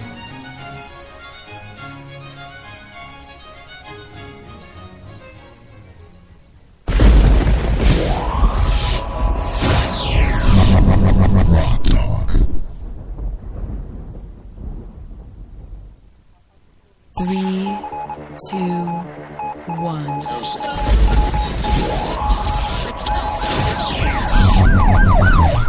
We'd like to welcome you to another edition of GrokTALK, brought to you by New Hampshire's leading conservative blog site, GraniteGrok.com. We are your feared extremist, right-wing, hard-charging, gun-toting, opinionated, outspoken, rabble-rousing, letter-writing, radio, microphone stomping conservatives and rational libertarians. So get ready for more news and opinion you could only get from GraniteGrok.com.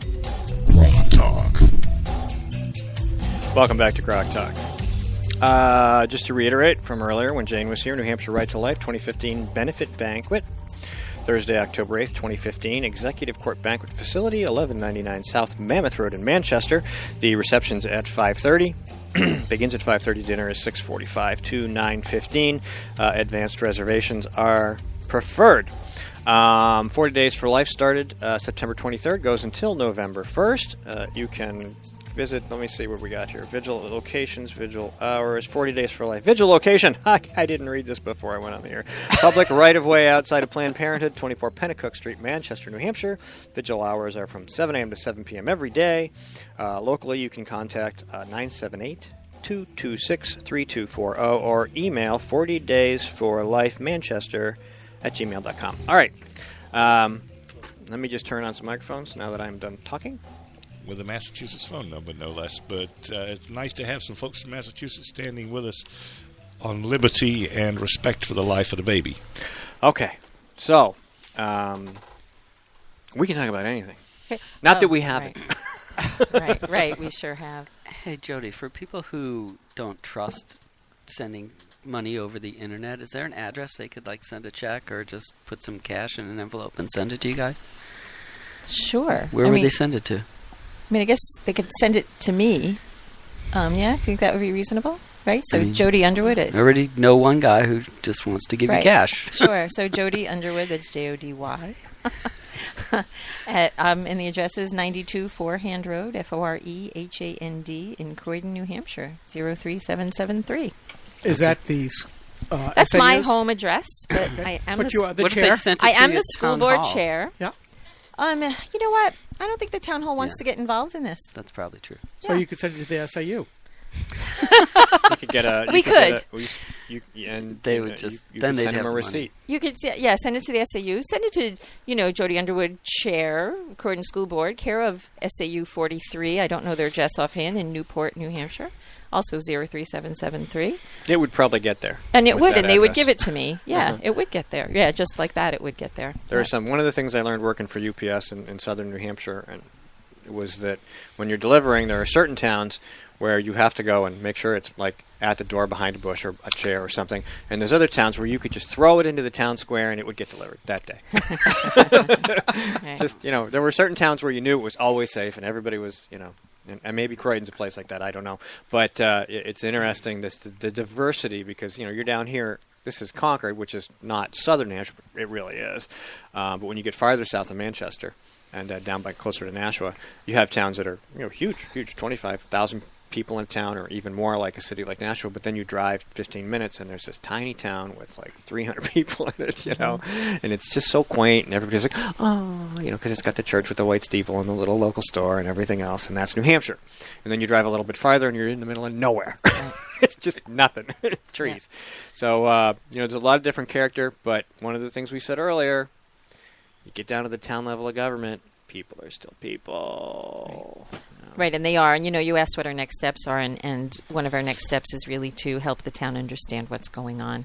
So we're sending the AG's letter and our response to it with a, small cover letter.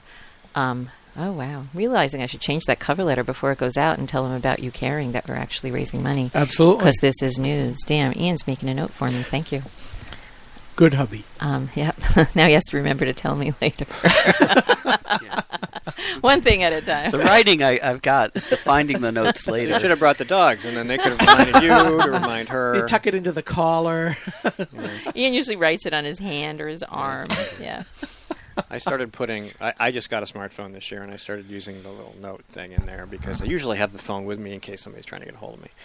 And then I'll be like, what the hell did I have to get at the store? Oh, I put it in the phone. Okay, I got to go look. If I don't put it in the phone, I don't remember it's not there. Yeah, I do voice memos a lot, like when I'm driving. I use a lot of these, too. Yeah. I write a little note, stick it in my wallet, and then when I go to open up my wallet to make sure I have my credit cards or my money, I see the note, and I go, oh, what the hell's that?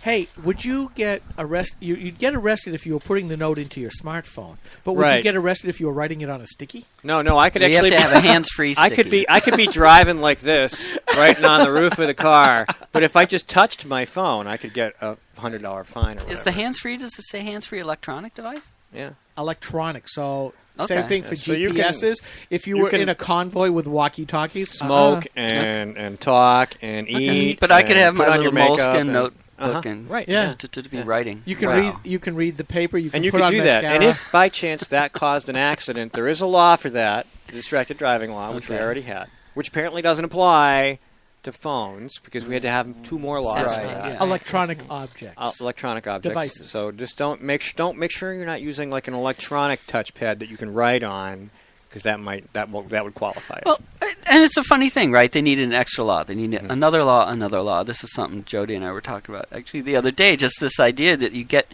to the point where nothing is based on first principles anymore. So you don't even know what the law says, and you can't reason it out. You can't do something like you just did and say, well, distracted driving is already illegal. That would be distracted driving. We're covered, right? Mm-hmm. Nobody actually knows because nobody reads that law. They just think, oh, well, here's a bad thing. We'd better have a law for it, right? And so the laws just pile up and pile up. And it didn't make any sense that when they came up with the texting law, we said, but we have a distracted driving law, and they passed it anyway. And then they said, well, we need a hands-free electronic device. And I was like, well, you have a texting and a distracted driving law. You don't need... What's next? Right. My car is full of electronics. Well, we know exactly... I can't touch I can't drive anymore. That's the whole thing. They want you to take the train. Well, the problem... well, the problem is they didn't disallow playing with your radio or your CD or the MP3. You can certainly adjust the electronic controls for the temperature in the car. Right. You can turn on the electronic wipers or the defroster. You can turn around and do this to your kids. That's right. Yeah. That's right. So anyway, it's stupid. We all know it's dumb, and there it is, and that's the problem. The problem isn't the law. The problem is the process that leads to stuff just like that. And then, like in your case, the law is pretty clear. But apparently it's too clear. They got to screw it up. It's not the right law that Well, that's want. true. Nobody's reading. You know, look, we've excuse me. That's okay. It happens to me all the time. Take some water. You can take a break. We're fine. So we've been in the... Oh, he I turned it me down off. so you can clear your throat. Thank you. Appreciate it. So we've been in the newspaper multiple times over the last year since this whole thing started, since we started getting letters. And we haven't really had any extra people come to school board meetings. But then I was on WMUR News. Oh, boy. And suddenly people So are they aware. watch the news. They you watch know that. TV. Yeah, exactly. So now we know that that's how we can reach our town because we don't have any easy way of doing that. But I was just startled, right? So when I say the town suddenly became aware, 6 people came to our last school board meeting. Pretty big. Do you have cable in Croydon? We don't. No. Dish? Is there They- local programming on Dish? They have We don't have local smoke signals that they'd use. Right. There is local programming in Newport. Somebody In was telling me Newport about there is, that. yes, Yeah, so yeah. I don't know if anybody But we don't have watches cable, in and it's Croydon. cable in Newport. I mean, we just got high-speed internet, but a few years ago, like 3 years ago, and not everybody has it yet. To step up from carrier pigeons, right? That's right. Or you could just summarize your arguments in like Burma Shave style signs along Route 10 as people are driving through. You know, that's nice. not a bad idea. Well, let me ask you this. Do you live stream the school board meetings? No, we don't. You should. Where to? Exactly. Nobody can see them. Well, Right. And there's no cell service at where There's no the cell meetings service. take But- place. but- You But could you record just- them We and get put them on internet. YouTube, right? We can get to internet down there. Yeah, I was just going to say, but you said that you now in Croydon have fast internet. Well, that's just to people's homes, but there's no site, right? There's no where would we... Well, Well, all but you would wherever have to you do have is your just, school- just record them Do what we do. and then put them on YouTube. That's all. We could do that. Hey, just a we regular live video. streamed Vermin Fest. You know? We did. Get Bill do the McGonigal same on it. thing. Yeah. Vermin Fest. Is this who I Vermin think it is? Supreme. Vermin Supreme, yeah. We hosted 3-day party fundraiser At Bardo Farm. event. 2 weeks ago. That's cool. It was It was something. fun. And it was live streamed. 3 days of vermin. Yeah, it was 2. Yeah, whatever. But, Was that too many? It was fun. I'm sure you had fun. Yeah.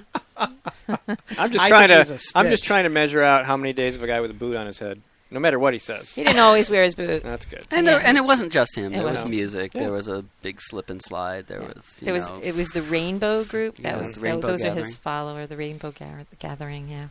So Cool. food, Bunch of camping, hippies in the you know. woods. Yeah. Hippies in the woods are good. Yeah. That's a good place for Yeah. hippies. Yeah. And it forced us to clean up that area of our Yeah, property yeah. and get it into shape. Well, for that's people always to good camp. too. So- Good to have because deadlines. If I ever had to clean out behind my shed, I don't know what I'd do. You know, I'd just be like, I better get junk or something. You know, come take all the stuff out because I got lawnmowers back there and. It's pretty scary. But yeah, sometimes you need a motivation. Like we used to, every year my daughter's birthday party would be the one party where we had a lot of people come over and moms would come and my wife would be like, fix this in the yard, make sure these trees are gone, da-da-da. You know, we'd have a list. And so I wouldn't do a lot of stuff earlier in the summer because I knew I'd have to do it anyway later. So I just wait, get it all done at once. Good approach. Yeah. So, Yeah. Procrastination. Yeehaw. well, I was blogging or something. I don't know. Right. Maybe doing this. Who's this? So. Just tell them the Croydon School Board is hiding behind your shed. And they'll clear it out, take everything, and it'll get top priority too. That would too. It'll be done by tomorrow. Yeah. The AG's office down there. I could ask them some questions while they're there. Really? Scare 'em They off. would turn over every single rock to find you. Clear it out. Pull up the dump truck, Harry. So what you were talking about before reminded me, you had come up with something that you wanted to talk about where there was already a law written. But what was that? Oh, yeah. So I was talking to Frank Edelblut, who's either running or thinking about running or planning to run for governor. And, so we were talking more You about... guys know him, right? Oh, yes. Yeah, okay. I talked to him last night. Okay. Yeah. So we're talking about, sort of laws that deal with process instead of going after particular issues like drugs or schools or whatever.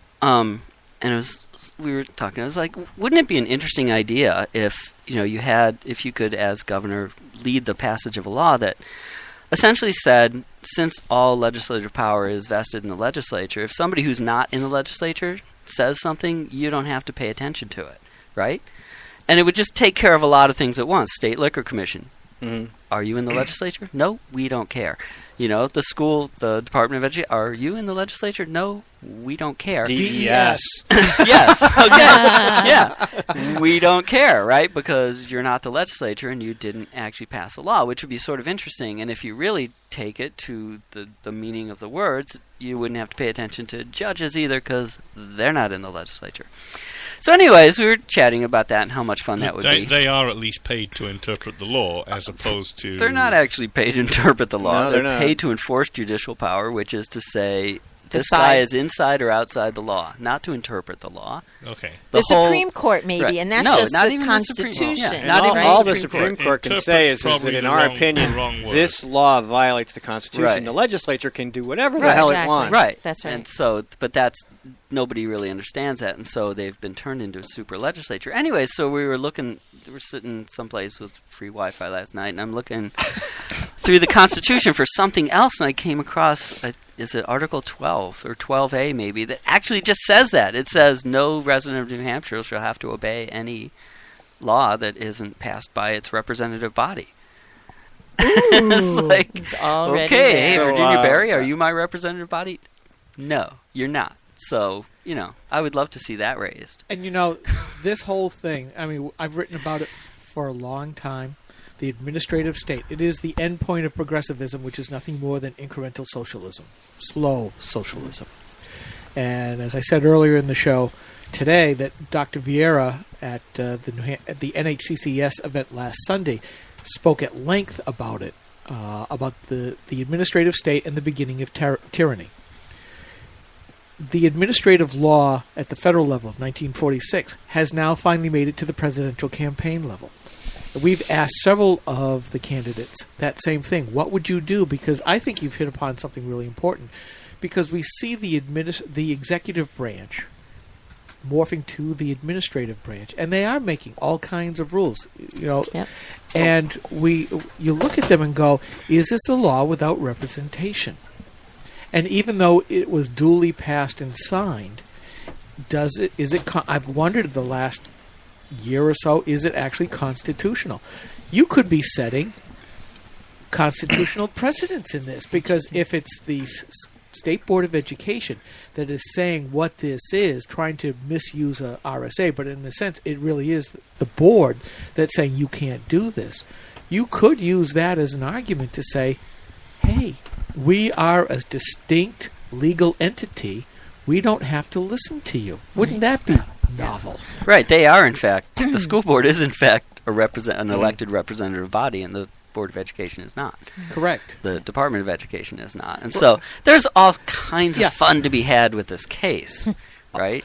If you so desire to. If you so desire, which is why they have Chuck Douglas arguing instead of me, right? Because I would walk in, and my first statement to the court would be, so you, the judge, and you, the prosecutor, you're all paid by the same people, right? So is that not a conflict of interest? How am I supposed to expect justice here, right? If I went to General Motors and General Motors ran a court that judged whether they'd been negligent, it would be ludicrous. It'd be right? like the NFL. Yeah, right. Yeah, let's have the NFL be its own. Yeah, well, you didn't like our decision. We'll just act as the arbiter. Wait a minute. Yeah. No, it's good. Right. So it's ludicrous, just on the face, to say we're going to ask one part of the state to rule on the limits of power on another part of the state, which is it's not even within light years of what you would call justice. But this is where it does become very important, because you look at on the federal level, the IRS tax courts. You look at the EPA and the administrative judge, and we can probably go through entity after entity where all the they way are down both to police departments investigating themselves. Yeah. Oh, right, yeah. right. You think that we, like the Department of Justice. We'll look into that and we'll let you know. Yeah. Right? The FBI with investigating 7,000 shootings over 20 years, not one mistake. Yeah, but you look at it when the EPA says that's training. Our rules say that you can't do this, and you can't take it to the regular court. You have to come to our court, and by the way, it's our administrative judge and our administrative prosecutor, and you can't bring this kind of evidence into our court. You kind of got to go, really? And it comes back full circle to what we started off with, which is people listen just because somebody in the state says it is. Right. It's like, who made you so powerful and who made you so brilliant? Just because Are you king? The governor is signing the front of your paycheck or the treasurer. Right. But really. this is why I'm so hot to have people look at process instead of content, because everybody who sees the tax evader, he's stealing taxes from little children, they're not seeing the issue, the underlying structural issue, which is you cannot be judge and prosecutor in your own case. Without saying what am I talking about there? Am I talking about drugs? Am I talking about schools? Am I talking about terrorism? Am I talking about any? I'm not talking about anything. I'm talking about everything, right? That's a procedural thing. Right. And the thing about procedural things is you fix the problem all at once, which is the only way that a problem like that can be fixed, I think. Right. And so really, if you look at our case in Croydon, maybe we shouldn't even recognize the court as being able to judge this. Right. And this is a discussion we've been having. On the one hand, you want to go in and get the judge to say, yes, you're doing the right thing. And then you go, yeah, great. That's cool. On the other hand, by just showing up, you're saying, you, Mr. Judge, have the power to make this decision, when in fact you don't, right? And so I actually wrote something for you guys about this subject, where just, getting people go in and they get court victories, and then they want to hold on to the legitimacy of the court because they don't want to lose their little decision, whether that's about, private schools or about abortion or about anything else. So just like, I have to believe in the court or this thing goes away. Well, you bring up probably one of the best things that we can talk about, which is it is about process. How does it go? And can everybody see each step in the government process? Because when the process is known, when it is open, there are no dark corners in which to hide. That is the essence of open and transparent and just. That word from the left that they like to throw around. A just government. That you can't do these crony, let's make it up out of sheer stuff by quoting the wrong RSA and continue with it. Well, I mean, actually, there was I think the discussion that, Jody, you had with Chuck Douglas, where he said, it's all theory until you get to court, and then it's about people. And my reaction is like, that's completely backwards. The whole point of the court should be to decide the theory without knowing who's involved. That's why justice is blind, right? Correct. I don't know is this a small district? Is it, a murderer? Is it somebody who... And it shouldn't matter, right? It shouldn't matter. Yeah. The whole point of the courts is to say, this is the theory, and you're either inside the theory or outside the theory. To suddenly say, oh, well, I have to take into account this and this and this. Well, any jury case... That's what juries are for, though. Right. That's not what the judges are for. Okay, and this good. isn't going to be a jury case. Right. The judge is an umpire, right? Should you make it a jury case? I don't know. We don't even know what this is. Remember, you're the yet. Underwood underdogs. This is juries like underdogs. This is just being just called on bring the the carpet. puppies so they can go. Well, look at me, I'm so pretty. Right. We actually have a really good poster child in Croydon. There was a kid who was not performing well in Newport schools. I mean, to the point of, in hindsight, depression. We're talking 4th and 5th grade. She just was not performing. And her parents couldn't afford to send her to private school on top of their property taxes. And when school choice came in, they sent her to Montessori. And, oh, my God, suddenly she's thriving there, just thriving. And they couldn't have done it without this thing.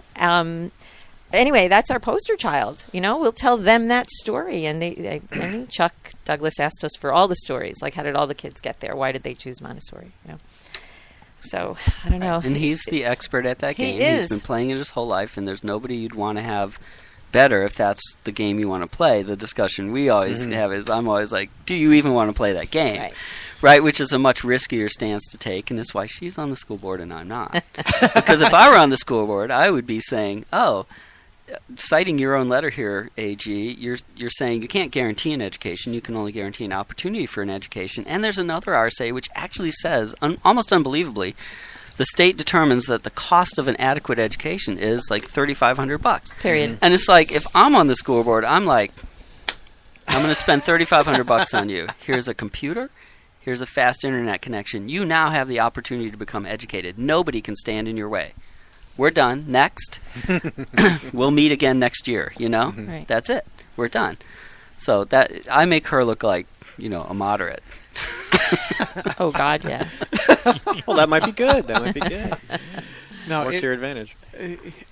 So extreme that a member of the Free State Project board looks moderate.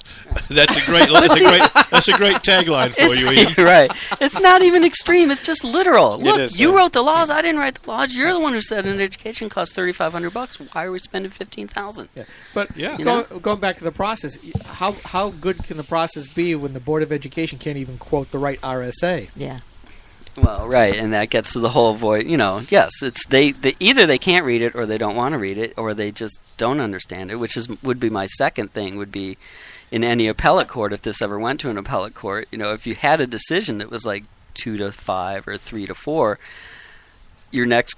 my next comment would be, look, you guys have all been to law school, and you can't agree on what this law means. This law is void for vagueness. Yeah. You have to throw it out. All these RSAs, because if you guys don't know what this means, how am I supposed to know what it means? How's a school board supposed to know it? How's anybody supposed to know what it means? And how can you hold somebody accountable for breaking a law that isn't even clear enough you guys... And this is where I throw out my obligatory, when I was an undergrad pre-med kind of person, taking microeconomics and spending a whole hour with an education major trying to teach her y equals mx plus b. I mean, it fits right into this story with the school board quoting the wrong RSA. Wow. Well, studies have shown that education majors, if they become teachers, are generally in the lower third of the SATs. Not as rigorous as, say, engineering. So if you or can't teach STEMs. No. Right. But the AG presumably is a lawyer, has gone to law school, passed the boards, the bar exam, right? And so, you have to sort of assume that... Well, they're lawyers, but we're talking about the Board of Education. Right. But I mean, with education people. And so, again, looking through the Constitution, just sort of being surprised every time I pick that document up, the New Hampshire Constitution, the part that says that the legislature can enact and constitute courts. And they say the purpose of that is for the courts, they can enable the courts, essentially allow the courts to take depositions, affirmations, do whatever they want to better find out the truth. Which is not what the AG is doing. She's not trying to find out what is the actual law. She's taking an advocacy position, right? Of course. And again, there's a conflict of interest there. It's in her interest to have a big state, and so to let her say anything about this is, she should just have to recuse herself. This should be decided by somebody who doesn't have a dog in the race. So, I mean, next time, bring your dogs. Right. Right. It's funny. We were accused. So 3 of the 3 school board members, 2 of us do not have kids in schools. One of us doesn't have kids, me. The other one homeschools his kids. And so we were accused of not being appropriate to be on the school board. We have an agenda that we want to do and blah, blah, blah. But if you look at that, really, it's the parent of the child in the schools who has the conflict of interest because they're making decisions based on what's best for their kid and not more in general, more objective. Right. Yeah, you could imagine, you as a judge, you can only listen to cases where you're related to somebody. Mm-hmm. Yeah, I had that on the budget committee. You've got an agenda. I said, yeah, my single agenda is that the spending of our town should rise no faster than the average income of the citizen in town. You got a problem with that? Right, and that's a good agenda. Of course, the FSP has an agenda. This couldn't possibly be only about Croydon. It's about bigger things, and it's like, wow. Well, it could be like about any student who wants to learn something anywhere in the state of New Hampshire. Could right? be about that. Is that bad? Yeah. Right. I'm not doing it for the state of New Hampshire. I'm doing it for Croydon because we have an opportunity, and I care about Croydon. I hope the rest of I get calls from people around the state, from school board members saying, how did you do that? And they want to know, and because the second somebody rules to say it's okay, other places are going to do it too. Well, all you have to say is, look, teachers, the taxpayers pay the salaries. All we're doing is putting the parents in charge. You hate parents? Turn it around. Right. Yes. Because essentially what they're saying is and we have to learn to turn it around. The state has to be in charge, or the school boards have to be in charge, or the unions have to be in charge, or the teachers have to be in charge, and it's everything except the people who actually have the responsibility for the kids in the schools, which is the parents. So if you want to be unfortunately, we are reduced at times to be using the language of the left. Are you anti-parent? Yeah. And they exactly say that, well, they don't know enough about what's good for their... Yeah. And how can anybody else know what's good for their kid? The parents are being denigrated. It's being taught in the schools. I have a close friend that's going through special ed. She is being taught, don't trust the parents. Wow. Yeah, I believe Those that. damn parents. If they just stopped having kids altogether, we wouldn't need teachers, would we? We'd be Germany. Well, going back to the beginning of the program. The irony there, of course, is that you're too dumb to make decisions for your own child, but apparently you're smart enough to make decisions about who should make decisions for your child. Right. Yeah. Voting. If you're going to be disqualified from making medical, legal, and educational decisions, you shouldn't be allowed to vote because you're obviously, you should be a ward of the state. Yeah, but at that point they'll say, yes, maybe we should license you to be able to have kids in the first place. Oh, that's coming. Yeah, it is. Yeah, right. But then, the other question to look at is how we fund schools. Maybe that's the problem. Maybe it shouldn't be done the way it's being done. There's nothing in the Constitution that says it has to be done this way, right? No. Well, there's actually stuff that suggests that it can't, right? Exactly. Where's the two mentions of education in the New Hampshire Constitution? One is cherish. Lottery money will go to it, and 2, that the legislature shall always cherish seminaries and public schools. And then you can't raise money for religious schools. Right. Seminary? Seminaries, yeah. So, cherish. So cherish couldn't possibly mean. Cherish means... It can't mean you fund them. It can't mean you regulate them. It can't mean you run them. We love you. So whatever else, you can send them flowers. Right? That's what it means. We're going to have a day for that. We are done. We have run out of time. Thank you so much for coming in. We've had a good time. And we appreciate you coming in and helping us have a show. Even though we were late. Sorry. Oh, that's okay. All right, this is GrokTALK. I'm Steve McDonald here with Skip Murphy, Mike Rogers, and, of course, Ian and Jody Underwood. Thank you so much. Have a great day. We'll be back next week. Goodbye. GrokTALK comes to you live almost every Saturday morning from 9 to 11 a.m. Eastern Time on New Hampshire's leading conservative blog site, GraniteGrok.com. You can also listen live at Spreaker.com. If you missed a live show, catch up with the podcast at GraniteGrok.com, Spreaker.com, on Stitcher Radio, at iTunes, TuneIn, or iHeartRadio, and now on The Rock, New Hampshire's Christian radio station, The Rock NHCR.com. GrokTALK is a mobile-ready broadcast, so you can listen anywhere, anytime on your PC, laptop, tablet, or smartphone. GrokTALK.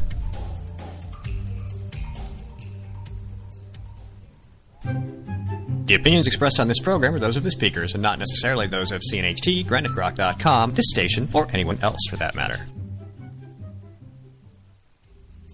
In accordance with Title 17 U.S.C. Section 107, some of the material in this program is used under the Fair Use provision of federal copyright law. Sound effects were either created by the producers of the program, found free in the public domain, or are covered under Attribution 3.0. Most of the music on this program comes courtesy of Creative Commons licensing from Kevin MacLeod at Incompetech.com.